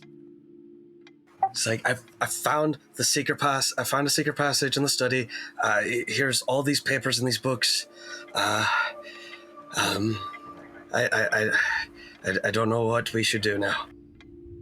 I think we're best just taking him to the hospital, and then have we grabbed everything that we can from the building? I mean, I don't know. I grabbed everything that wasn't nailed down in the study, just about. Can I have a look in the study again quickly? Sorry, were you trying to say something, Finley? I was just going to say, did we see would there have been a vehicle parked around the premises? Would we have seen anything on the way in? There was no vehicle parked, no. To answer yours, Mildred, obviously Finley had a quick swipe. Keen's had a larger swipe. So you haven't grabbed everything you could possibly carry. You could carry more yet. Right, we need to get him to a hospital. He knows. We need to keep him alive because he knows things. We need to know what he knows. Are we best? Then there's a phone, isn't there? Yeah, there's a phone in the castle. Okay, right. Let's get what we can, and then we can phone the hospital and get someone to come out, and we'll have left by then. And we'll just say the location of where the person is, but we just don't say our names, just make up a name. But we won't come back here, or we will? Well, we just get what we need from here, and then we phone the hospital, and then and then we just leave, and then someone from the hospital can come and pick him up. I mean, if we get the man outside, then hopefully if someone comes from the hospital, they would just collect him and go. So that might give us some time to have another look around. So I mean, yeah, we could just say leave him at the gate or something. You're at the main gate. Yeah. I mean, logically, time-wise, it's just as far, if probably much quicker for someone to come to you than it is for you to take him somewhere. Yeah, that seems like probably the best option. If we take him outside and then if we call it in and then take him outside so they can pick him up, that would give us some time to have another look around if we want. Yeah, let's have a quick look around first, just a really quick look around, and then we'll phone. So can we go to this? We're in the study. Can I look at a spot hidden? Is that okay? There's no more spot hidden to be found in there. It's just Okay. spending the time studying the materials and, you know, seeing what was going on here. But that requires like time and concentration. Well, we can do that on the train, I think. That's a train sort of journey. Is there any other stuff in any other rooms that were spot hidden that we found? There's nothing else of unusual or interest. Yeah, Kian definitely is not happy about leaving, but he'll run over and just hopefully try to like shut the bookcase. Try to keep that hidden. Yeah, Kian, you go up to it and you have your arms like, you know, your hands around it, trying to like shift it and just slide it back into place. Can you roll 2 dice for me?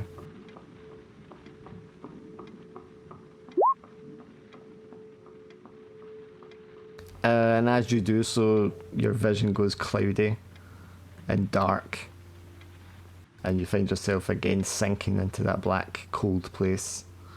No. For those of you that are in the study with him, you'll see Cian like struggling with the door, and then he lets go of the door, and he just starts to walk down the stairs, calmly, slowly.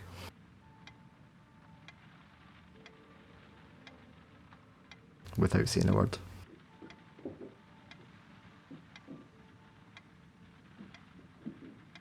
Okay, what are we gonna do? Because this guy, we've got to like get that sorted. I just don't know what, you know. Can we try and like? I don't want to flash the light on him because that causes him pain. What can we do to kind of? What do you think? You could grab Finlay? the phone and make the phone call if you wanted, Mildred.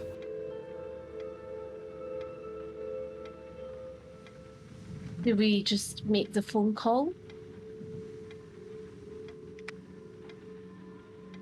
Yeah, if you want to make the call and try and get him outside, I could go down after Ian. Okay, I'll make the phone call. Okay, so operator answers and asks you, you know, who would you like to be connected to? The hospital, please. Which hospital, ma'am? The Banff hospital.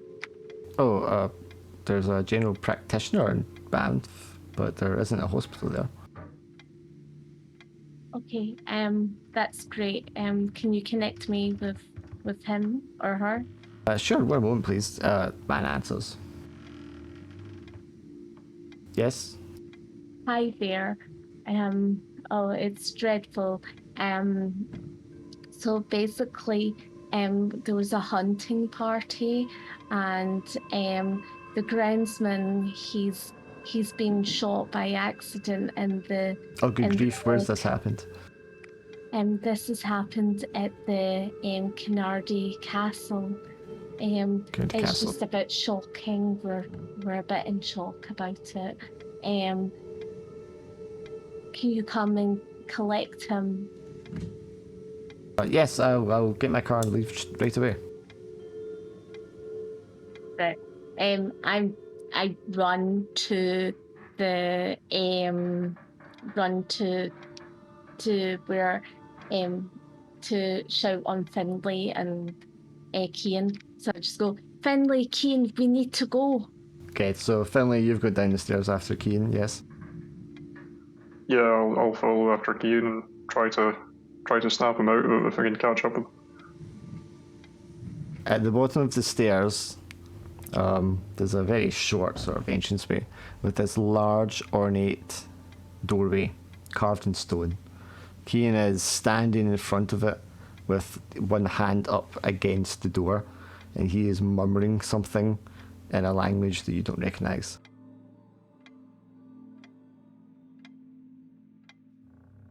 Ian, we've got to get out of here. Come on, man.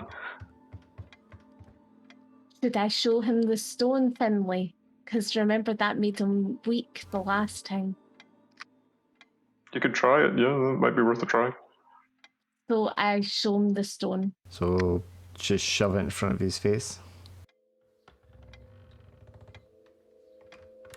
And he's line of sight, yes. Yeah. Okay, Keen, do you want to take a pain? I do, but that's my gut check. So you roll your fitness. For you is 2 dice. 6, aced it, you'll be fine. Yes, causes you a great deal of pain. You're not sure where it comes from. It's not the blinding flash that you saw before. You could hear Finlay and Mildred talking, almost as if you were underwater. And then all of a sudden you're brought to and you're standing with your hand against this cold stone door. And all three of you are standing in this dark passage. Finley, we'll drag him upstairs. Yeah, I'm gonna take F. Pretty banged up. Take advantage on the next roll.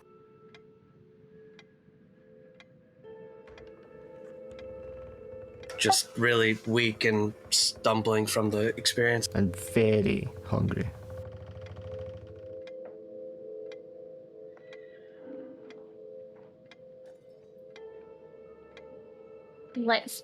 Finley, if you got him, I've got a hold of him. I'll take the other end. Let's Yeah. get him up. I think between us we need to get him back to the hotel if we can. The door slides open inwards, and you can see a short tunnel beyond. Let's stay away from this tunnel. Let's push him up the stairs. We just can't go in there when he's like this. The practitioner's coming. It's not the hospital, it's practitioner. And this is just going to be weird if he sees him as well acting weird. So we need to get this sorted. So Kian's not really saying much. He's letting himself be dragged, but he's like staring daggers into the doorway. Just very frustrated and angry with the whole situation. are we not up the stairs yet? Because we'd be practically up the stairs now. Okay, I mean, you can drag him upstairs if you want, yes. Finlay, Yes. are you peering through the doorway at all? I think I'll have a look, but I'll try not to get too drawn into staring into it. I feel like, if that's probably going to end badly. For just a moment, Finlay, despite the lack of a light source, you think you see a human face at the far end.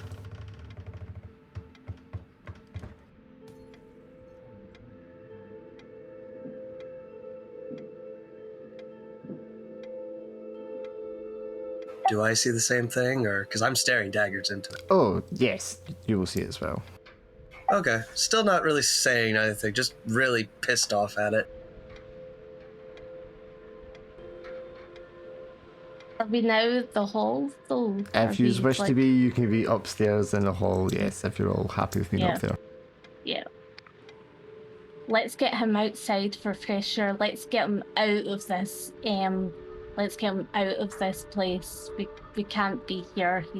Okay, when you get to the top crazy. of the stairs, into the study, and walk out into the hall, the man, with barely half a leg, is propped up against the doorway, wide-eyed, pale-faced, blood smeared all over him, staring at you all, whispering something to himself.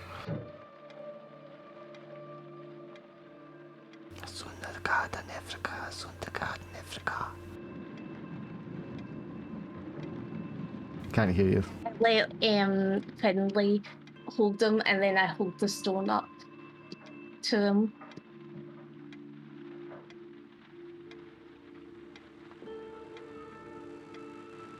He winces a bit at the sight of the stone and tries to step away, and of course he doesn't have his full capabilities legs, and he falls backwards on the ground.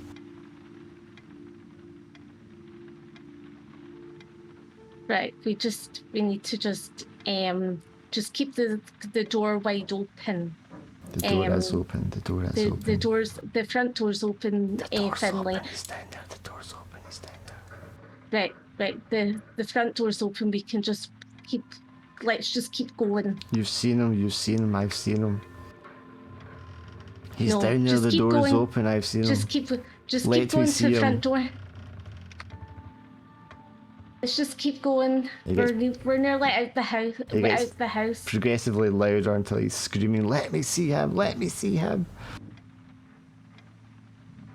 As you drag him outside. So are we out the house now? Yes, you can drag him outside if you want. Yes. Right. So can we just drag him like out of the area as in the grounds?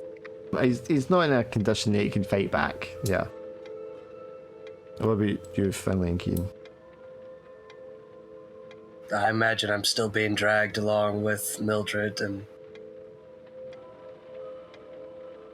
Finley, what are we gonna do? We need to get him. We need some sort of transport to get out of here to like the train station. We can't be walking. What time is it now? Do we know? Oh, I mean, this is not really taking more than a couple hours, so it's still before lunchtime. Okay. Well, how long will it take to get to the bus? How long will it take you to walk to the village and then get the bus? And you press button. Yeah, how long will it take? A couple of miles, 20 minutes, half an hour. Okay. So we just keep going. Finley, what do you feel? Yeah, if there's no sign of any vehicle on the grounds, I think, the best we can do is just head back to the bus as soon as we can. If it has to be on foot, then I don't think we've any other choice, really. Okay, I mean, if your guys' idea is to drag him out of the grounds to the main road, you would then be walking along that main road, and the car would pass you as you're walking along that main road back to the village. Oh, I mean, I think we should leave the. I think we're going to have to leave the patrolman here. I mean, I don't think there's much else that we can. Well, yeah, I don't think there's much else that we can do for him really, because we've summoned the GP to come and look at him. So. I'm sorry, Kane. I didn't realise your token was on the wrong thing the whole time. What? Your token was on the wrong scene the whole time. Oh, whoops. Oh, that's what the door looks like. Okay. Yes, that's the door. That's passage. There's library. Okay, fair enough. No worries. I honestly didn't even realize, so no worries. I separated you and I forgot how to join it back up again.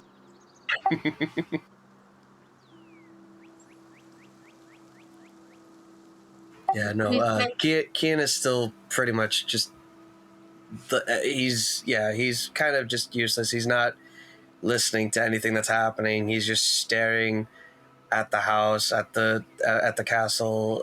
Just very, very clearly upset.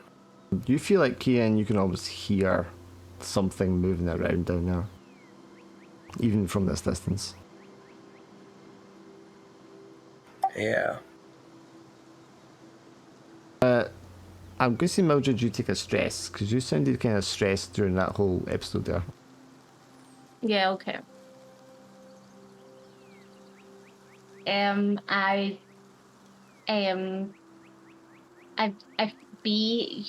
feel anxious and resist taking action or making mistakes, so I'm just kind of walking along. I don't want to take any. So you're outside, you got the guy dragged along a distance. I mean, what do you want to do? He's still screaming away, right? Is there any sort of like woodland bits that we can just kind of... There's lots of forest, yes, in the ground. Yeah, so we can kind of... The guy is, yes, screaming until he's hoarse in the throat. Until he loses consciousness again from blood loss. So, what's called, we're away from the castle now, aren't we? Well, you need to let everyone else have the chance to describe what they're doing, Laura.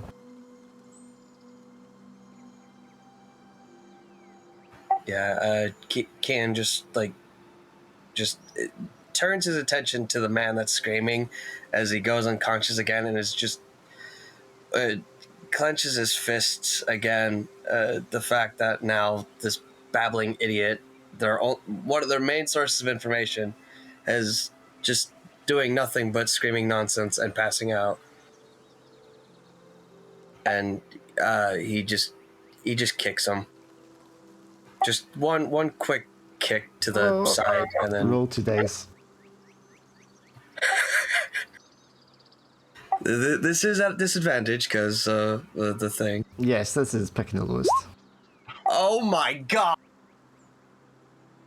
This growing, insatiable hunger within you, Kian, you can feel it almost like it's coming up your throat and about to burst out and just engorge itself on this helpless soul in front of you. But through sheer force of will, you're able to like force that back down until it's a small, hard, tough ball in your gut. And it feels weakened and defeated and almost fatigued. Yeah, Kian just screams out loud, a very, very angry scream. Just, yeah. What about you, Finlay? Yeah, I mean, I think I'm getting a bit slightly panicked by Kian's behaviour, but I think from kind of wartime experience, I would just try and explain that we've done all we can for this man. I think really the best we can do is to leave him in the castle grounds, where hopefully the doctor can find him. I think that's his best chance. I don't think he would gain anything by us trying to take him with him, trying to drag him along with us. Without any proper transport, we can't take him anywhere that we could help him any faster than the doctor likely could. So would you still like to follow Mildred's lead and just hide in the bushes, basically? Yeah, I think we should probably just make ourselves scarce and leave the man for the local doctor, hopefully.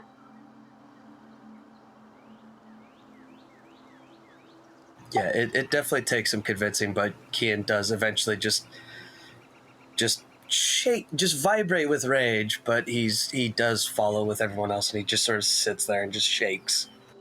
So Mildred, they follow you as you lead them into the forest of the grounds. Are you want to go quite deep in, or just enough that you're out of sight? Just enough that we're out of sight. Okay, so after a while, I'm not sure exact time, but after a short time, you'll hear the sound of a motor vehicle pull up in the driveway. At the where the gate is, but of course the gate at the front is still locked. And there's like shouts, for someone to come and open the gate. But unless you guys answer, those shouts will go unanswered.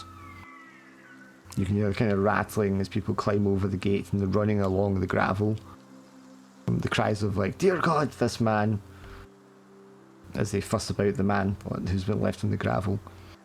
And 3 men managed to lift him out and take him along the long driveway to the front entrance with much difficulty. Hoist him over the fence out onto the main road, and the motor car drives off again. I hate to be a broken record, but Bruce's situation, is he with us, or do you follow, or? He'd have followed you, yes. Okay. And because you're calm and everything now, he's happily wagging his tail. Yeah, I'm just petting him now. I'm just weak. I'm tired. Let's get to this bus station. I don't think we should be here very long. Yeah, there's a fair chance that the doctor might send the police to check the place out. So yeah, probably be as well to get away from here if we can. I think it would be difficult for us to try and go down there the way we are just now. I think at the very least we should bring Paul with us, some additional support. Yeah, I think that's very true. Okay, so the plan now is that's you're just getting out Dodge. Yes. Yeah, Yeah, looking over the notes and papers and books. We can do that on the train. Yeah. Well, yeah, that's what I meant. Sorry. I mean, it's still daytime. Nobody even really knows you're here. I imagine you've got quite a bit of blood over you, though. If you were treating the man's wounds. Do you want to wash up before you leave, or grab a change of clothes out of the house, maybe? Yeah, I think that's a good idea. I was going to say if there was running water somewhere that we could wash ourselves, but yeah, if we could find something in the house, that would be even better. Yeah. Yeah. There's servants' clothes They might not be a great fit, but you could throw them on over what you've got to hide the worst of the blood. Yeah, that seems fine. Okay, I don't think we need to do immunity of getting back into the village and then getting the bus and that kind of stuff. That's fairly straightforward.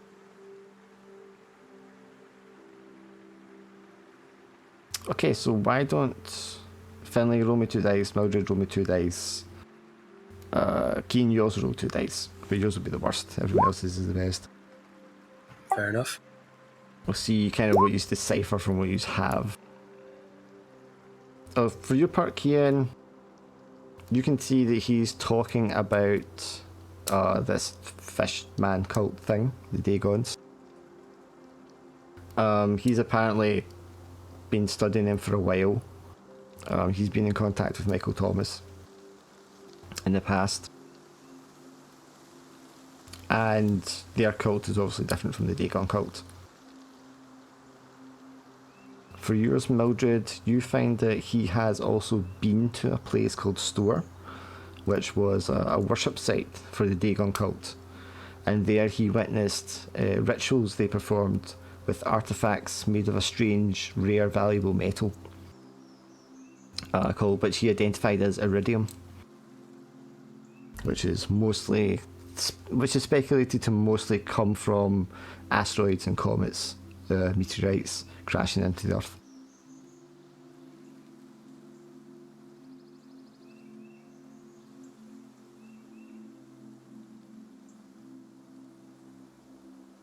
And for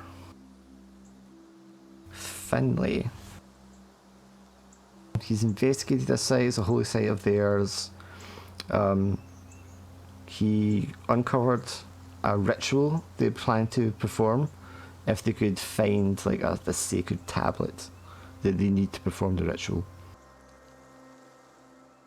And some of these worshippers had tracked him down to his home here at Kinnerdy Castle, but he had managed to invoke the spirit of his Dark Lord, and with his gifts he was able to turn them back. And at that point, the notes turn into mad scrabbling and ravings of a madman, and become less and less legible.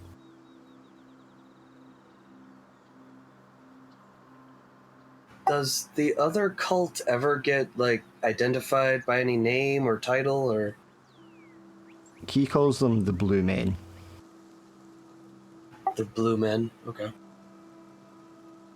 That sounds like the police. Or the Blue Man Group. Who knows?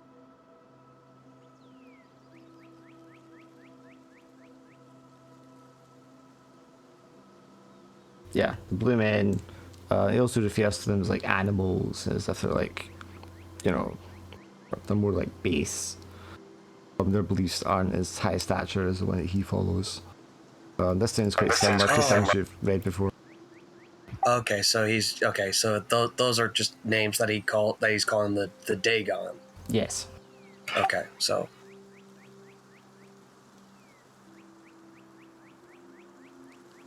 Is there anything particular you might want to know about this stuff?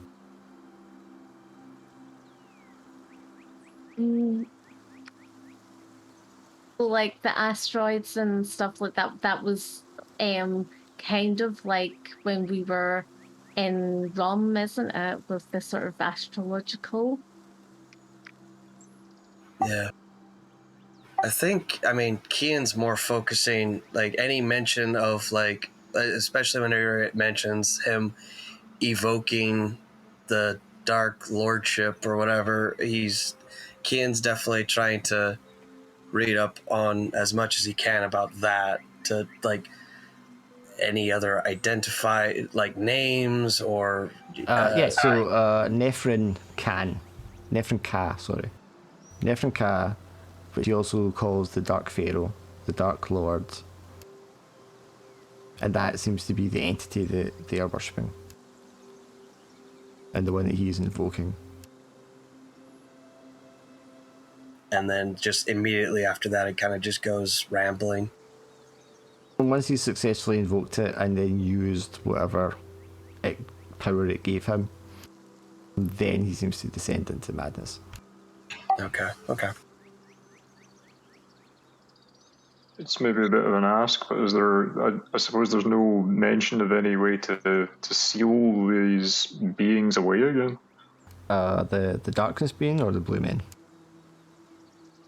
Well, ideally the darkness being, but I'll take either at this stage. There's lots of kind of talk, investigation into how to summon and communicate with it. He's obviously not looking to lock it away somewhere. But there is a mention of a binding spell, which seems quite similar to the thing what you've witnessed before on Rum Island. Oh, okay. And maybe with the books. Or with the books.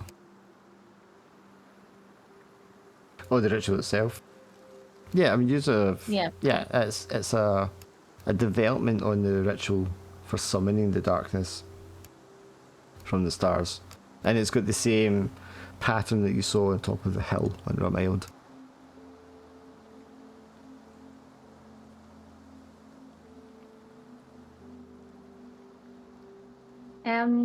Thoughts on where we're going to go, right? Because I don't think we can go to Glasgow, can we? Because of the ruckus. And sorry, Finlay, but you also take a stress because you get the 6. Fair. Just a second.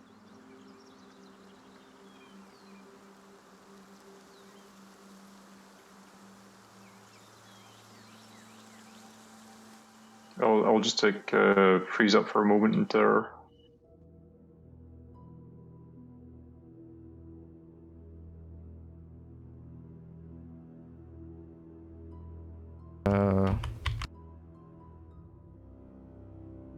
I feel like maybe we need to go back to sort of art right again, as in the house, because so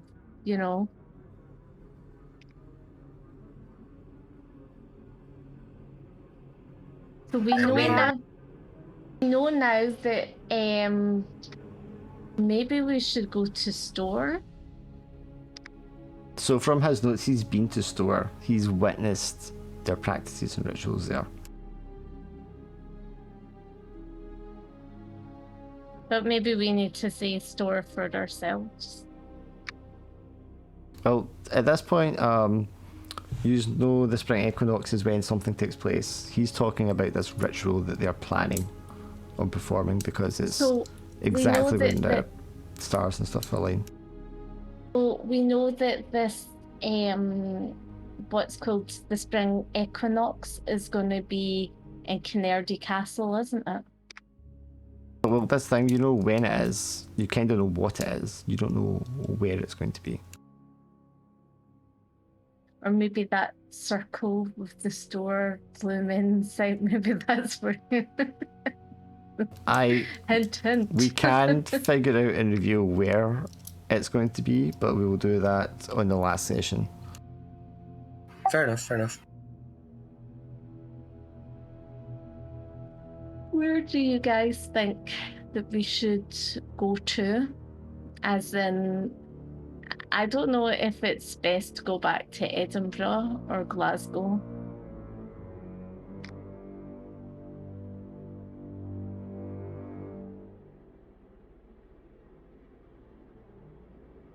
Is there somewhere in between that we can go between Kinnerdy and Glasgow? I mean, there's a whole country. I know, but I'm just thinking. I suppose the biggest town nearby would be Aberdeen if we wanted to try and make our way there. Yeah, I'm thinking we need to, I don't think we can be in Edinburgh or Glasgow just now because I think the heat is on, and now at Kinnerdy the heat is definitely on because of that guy. So. Sorry. How far away is the spring equinox? So, assuming you go somewhere and stay overnight, it'll then be Friday the 17th. The equinox is on the 21st. So it'll be 4 Okay. days. Okay. So you'll have 4 days to rest up and figure out where it is you need to go to stop this ritual. For next time. I think we're best like stopping off at like what you said, Finlay, at Aberdeen. I think like, you know, the less of, you know, Keane is next to, you know, how he's reacted in Glasgow and maybe even in Edinburgh and now Canary Castle. We want to put him maybe in a place where he's not going to be so active, you know. Yeah, hopefully it would be somewhere fairly neutral that no one would hopefully be looking for us, and also we would have hopefully better links if we want to go on to somewhere else. With it being a major city, we hopefully the travel links to elsewhere would be better. Yes, and Aberdeen's well connected because obviously it's a big industry for fishing and for oil. Yeah, so I think like we just like stay in Aberdeen for the night, and then hopefully, you know, like Paul will come and join us. Yeah. So Cian, you can heal all your pain right away Oh damn. because Okay. that just takes an hour to heal. That's fine. See, because we're talking about so on the train we're talking about these situations as in what we've seen and about the metals and stuff. Can we like remove a stress because of that? No. Or can we get luck for that? You said like we discussed things, so we get luck. You did a lot of talking at the start, so you can roll 1d4 each for luck.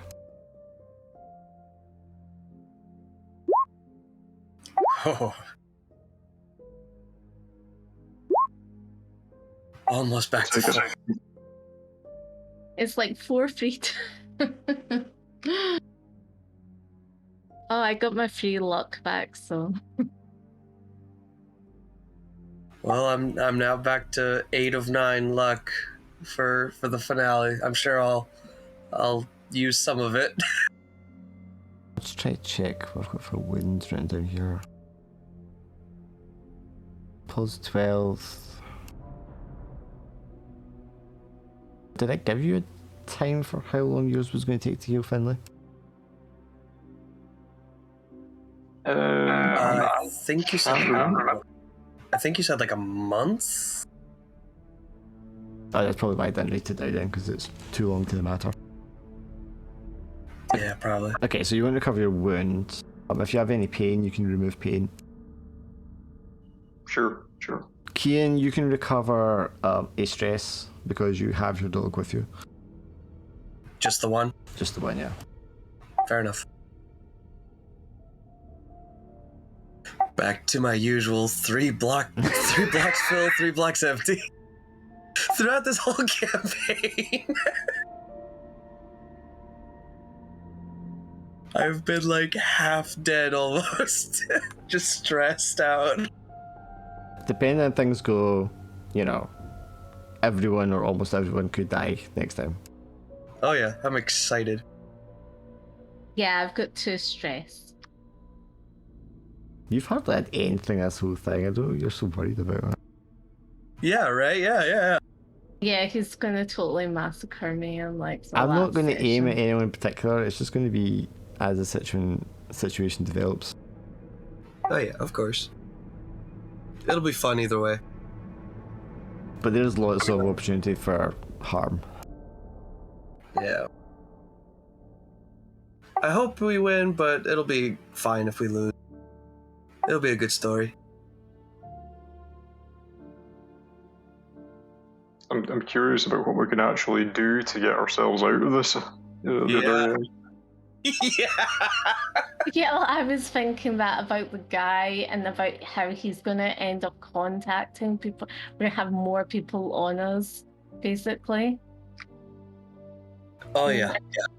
And then I thought as well, when you were like luring us into like to try and go through those doors, down those stairs through the doors. I was just like, right, we don't have Callum here for like the sort of body weight. So I was like, oh, we're There's three not of you. survive this. Three of you, and you're acting scared because of a little dark Well, passage. Well, basically two of us, because we were like. Oh yeah, listen to it. Two of us, yeah. I mean, that's because you get shine lights in his face and throwing stones in front of him.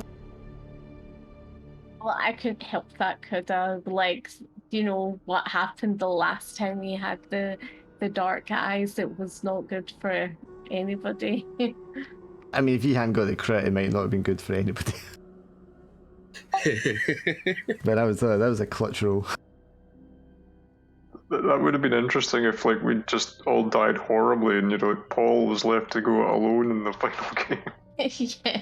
Oh yeah, right. Yeah, it's like, all right, guys, I'm back. Wait, where did everybody go? I'm actually surprised that one roll, whenever I rolled 2 6s, that was crazy. Yeah, that's what I'm talking about. I thought you were going to about to describe that I kick him in half or something, or I kick him and wrap him around a tree or something. Which would have been bad, but I think the alternative was way worse. Our rolls 2 weeks ago were actually pretty good. Were they pretty good 2 weeks ago? I'm just trying to think. The last time, yes, the rolls last time were very good for everybody in both games, and in my other game as well. I don't know if they've changed the algorithm for their dice rolls in Roll20. And it seems a lot more balanced. Yeah, there was definitely a few ones that I rolled before that. I mean, there's some fails there tonight, but it's kind of even, do you know what I mean? Oh, yeah. It felt a bit more balanced. But, I mean, I'm just looking at our past one, 2 weeks ago, and Paul, he rolled so many sixes. yeah, I mean, you that was a cakewalk for you guys. Yeah, the first roll of that night, I got 2 6s, and then I think after that, I had 3 6s after that in a row. And then it was Paul just kept getting 6s. So it was just as if we just took it in turns.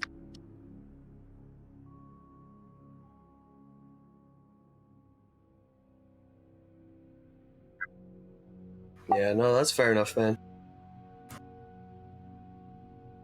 I appreciate it all the same.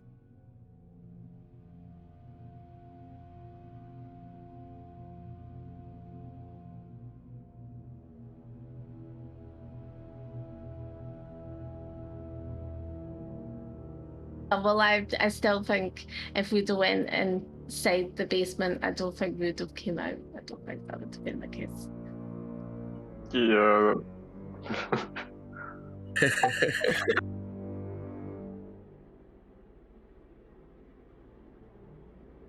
I feel like the gentleman that's in the basement's fine. I'm sure he's not anything terrible. Yeah, right. He could come visit us. Had we ever heard of Matthew Davidson? I'm just looking at notes.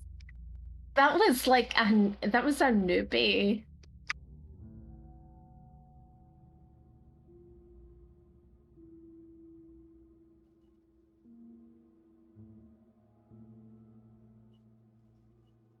Yeah, I had a feeling that I'd seen Carnady Castle on one of the handouts we got really early on, because I was thinking a game or two ago, I was trying to think, where had we heard of that we hadn't been that would be a possible lead, and I think that did go through my mind.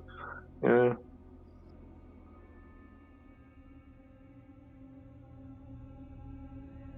It's the journal. Yeah, I looked at it right now.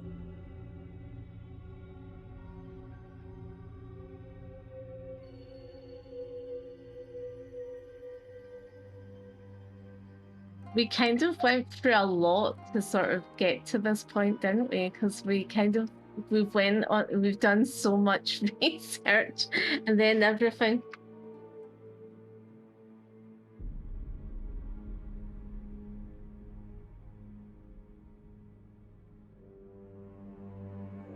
Well, I when think you when you plaster, church walls for a living,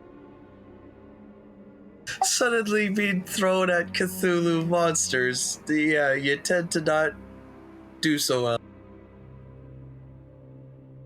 to be fair, like before going to the dig site, I did say to Paul, "Do you think we should go to Arkwright and Maggie's?"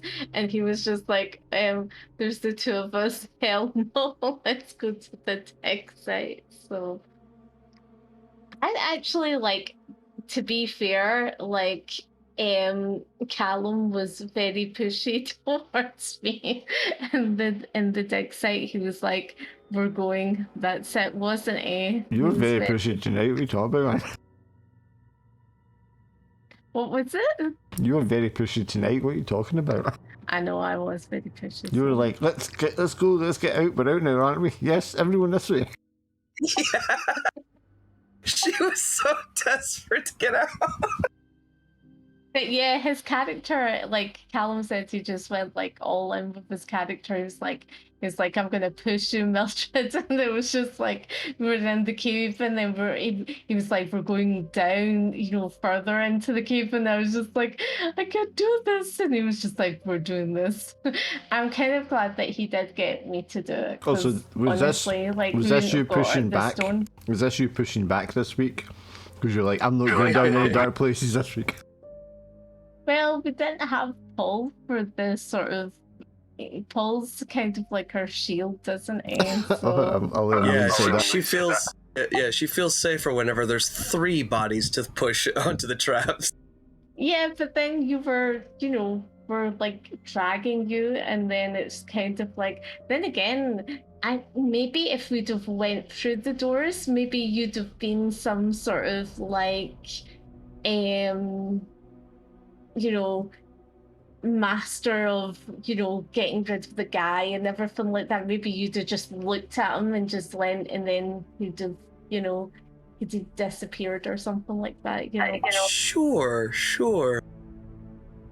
Might have been. I'm sure stepping into that dark place with that strange man would have definitely made me a master of all darkness. Yeah, of course. Yeah. Oh, Keen's ability is 100% like positive superhero powers. Oh yeah. I definitely feel like this could only end good for me. Yeah, I was kind of thinking that if we let Keen go down in there, then we're maybe not getting Keen back again. So. Yeah, I was thinking that as well. That's why I was like, let's drag him upstairs. Let's get him out of here. Oh yeah, definitely. I 100% think that if I would have gotten down there, yeah, Kian would have been gone, but his body would have still been doing shit. It was so normal, and like our, looking around the castle, and then Kian just goes, "Oh, I'm gonna just shoot him in the leg." I just had another vision where something looked at me again, and then this guy's acting dodgy and he's putting hands on me. He knows something, so I figured where Kian was, he had to just take desperate action. They weren't getting any answers, being nice, so. And I didn't want to shoot him, but he was very insistent that he didn't know anything, and I was damn sure that he did. I think like me and Finley were just kind of like, okay, this is happening. Yeah, that was a good element. Yeah, I definitely took you guys for a ride, and I apologize, but that was the only option I could think of. Yeah, it certainly makes things up a bit, yeah. I was actually waiting for you to clobber the patrolman in the back of the head when you're in the house. Oh yeah, the whole time we were at the castle, I was definitely contemplating that, but I was like, nah, we don't want to cause a scene or anything. We don't want to we're already in trouble with the cops. We don't want to make it worse. Yeah, And then, let's not make it worse. yeah, let's not make it worse. Let's instead just shoot his leg off. Yeah, I was kind of like, okay, maybe we That was definitely not my intention, but yeah, that's just where the events went. I felt like, in a sense, that John, that you were just kind of like, you know, he has his back turned to you. I felt like you were like kind of saying to us like, you know, bop him on the head or something. I was just offering an opportunity. Strangely, it never even occurred to me to actually just like try and knock the guy out. I don't know why the thought never even crossed my mind. Because you I didn't clearly have you're that either. clearly you're like not a more man of about- violence. I didn't have that either. I was more about like, oh, what other goodies can we get from Well, this study? Yeah, I mean, running the study and swiping stuff is just as good. Almost. Yeah. Honestly, if Kian was inside the castle, I would have taken the bait and would have clocked him. But he wasn't, and he was dealing with some other shit. I just wonder what Callum would have done for like if Callum was here. Do you think we would have went through those doors, or do you think we would have been back I upstairs? think Paul again? would have pushed you to go through the doors. Yeah, I think he was like from the cave. He was definitely like, yeah, let's go guns blazing. Maybe, I don't know. He's sometimes he plays Paul like a very, very straight shooter type of guy. Yeah, I think he would have been shocked at the fact that you shot the guy in the leg. I think because two of you already had shotguns and Paul would have had whatever he had. I think he probably would have been like we're armed up as good as we can get. Yeah. Yeah, if we'd all been together, I think I might have felt a bit more confident in going down there. It's just I always feel like, you know, I've got the weak tag and Mildred's got the weak tag, and if it's But you got if a it's just us shotgun. and Ian's kind of well, yeah.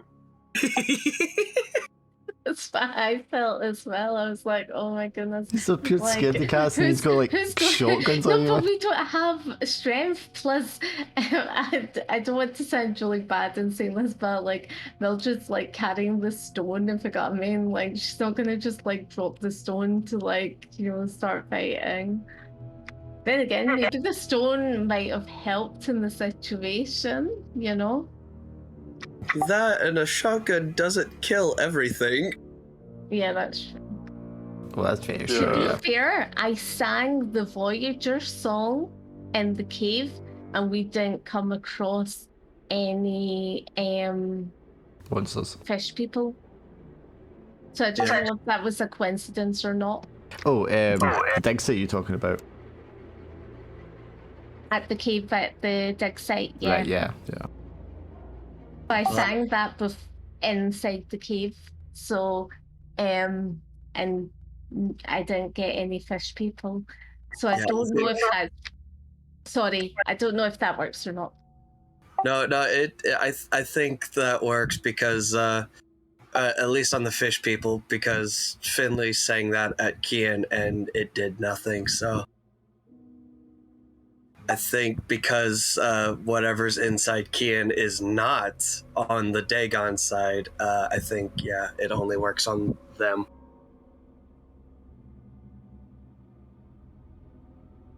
Because that whenever Kian was possessed, that was like Finley's first thing. He tried to sing it at me, and then it did nothing. And that's whenever Kian decided he didn't want to be in the hospital anymore. I'm just thinking as well. We don't just have like loads of people that are now after us, because we have the Dagons as well, because they'll have found Dr. Bennett and they'll have killed Dr. Bennett, and then they'll figure out that he doesn't have the stone, and they'll trace the cave, and then they'll be like, oh, they don't have the stone, and then they'll be like, oh, but those two will have the stone, so Those two said that he had the stone, and he doesn't have the stone. yeah. So I can see that happening as well. Oh, yeah. Maybe our best bet is to try and play the two cults off against each other or something. Yeah, that might I'm sure happen. that'll go well. Yeah. Yeah, just get right in the middle of them, call them at both in. That's exactly what we should do. Dagon versus Nefrin Ka. Let's go. It's like one wants to destroy the stone, and then the other one wants to keep the stone. So Yeah, I'm definitely figuring some things out. I mean, I'd hope so. If you hadn't figured anything out, I've definitely failed. Oh yeah. I'm glad that I never gave the stone to you, Kate. No, I don't think I would have kept it, to be honest, because it's hurting me apparently.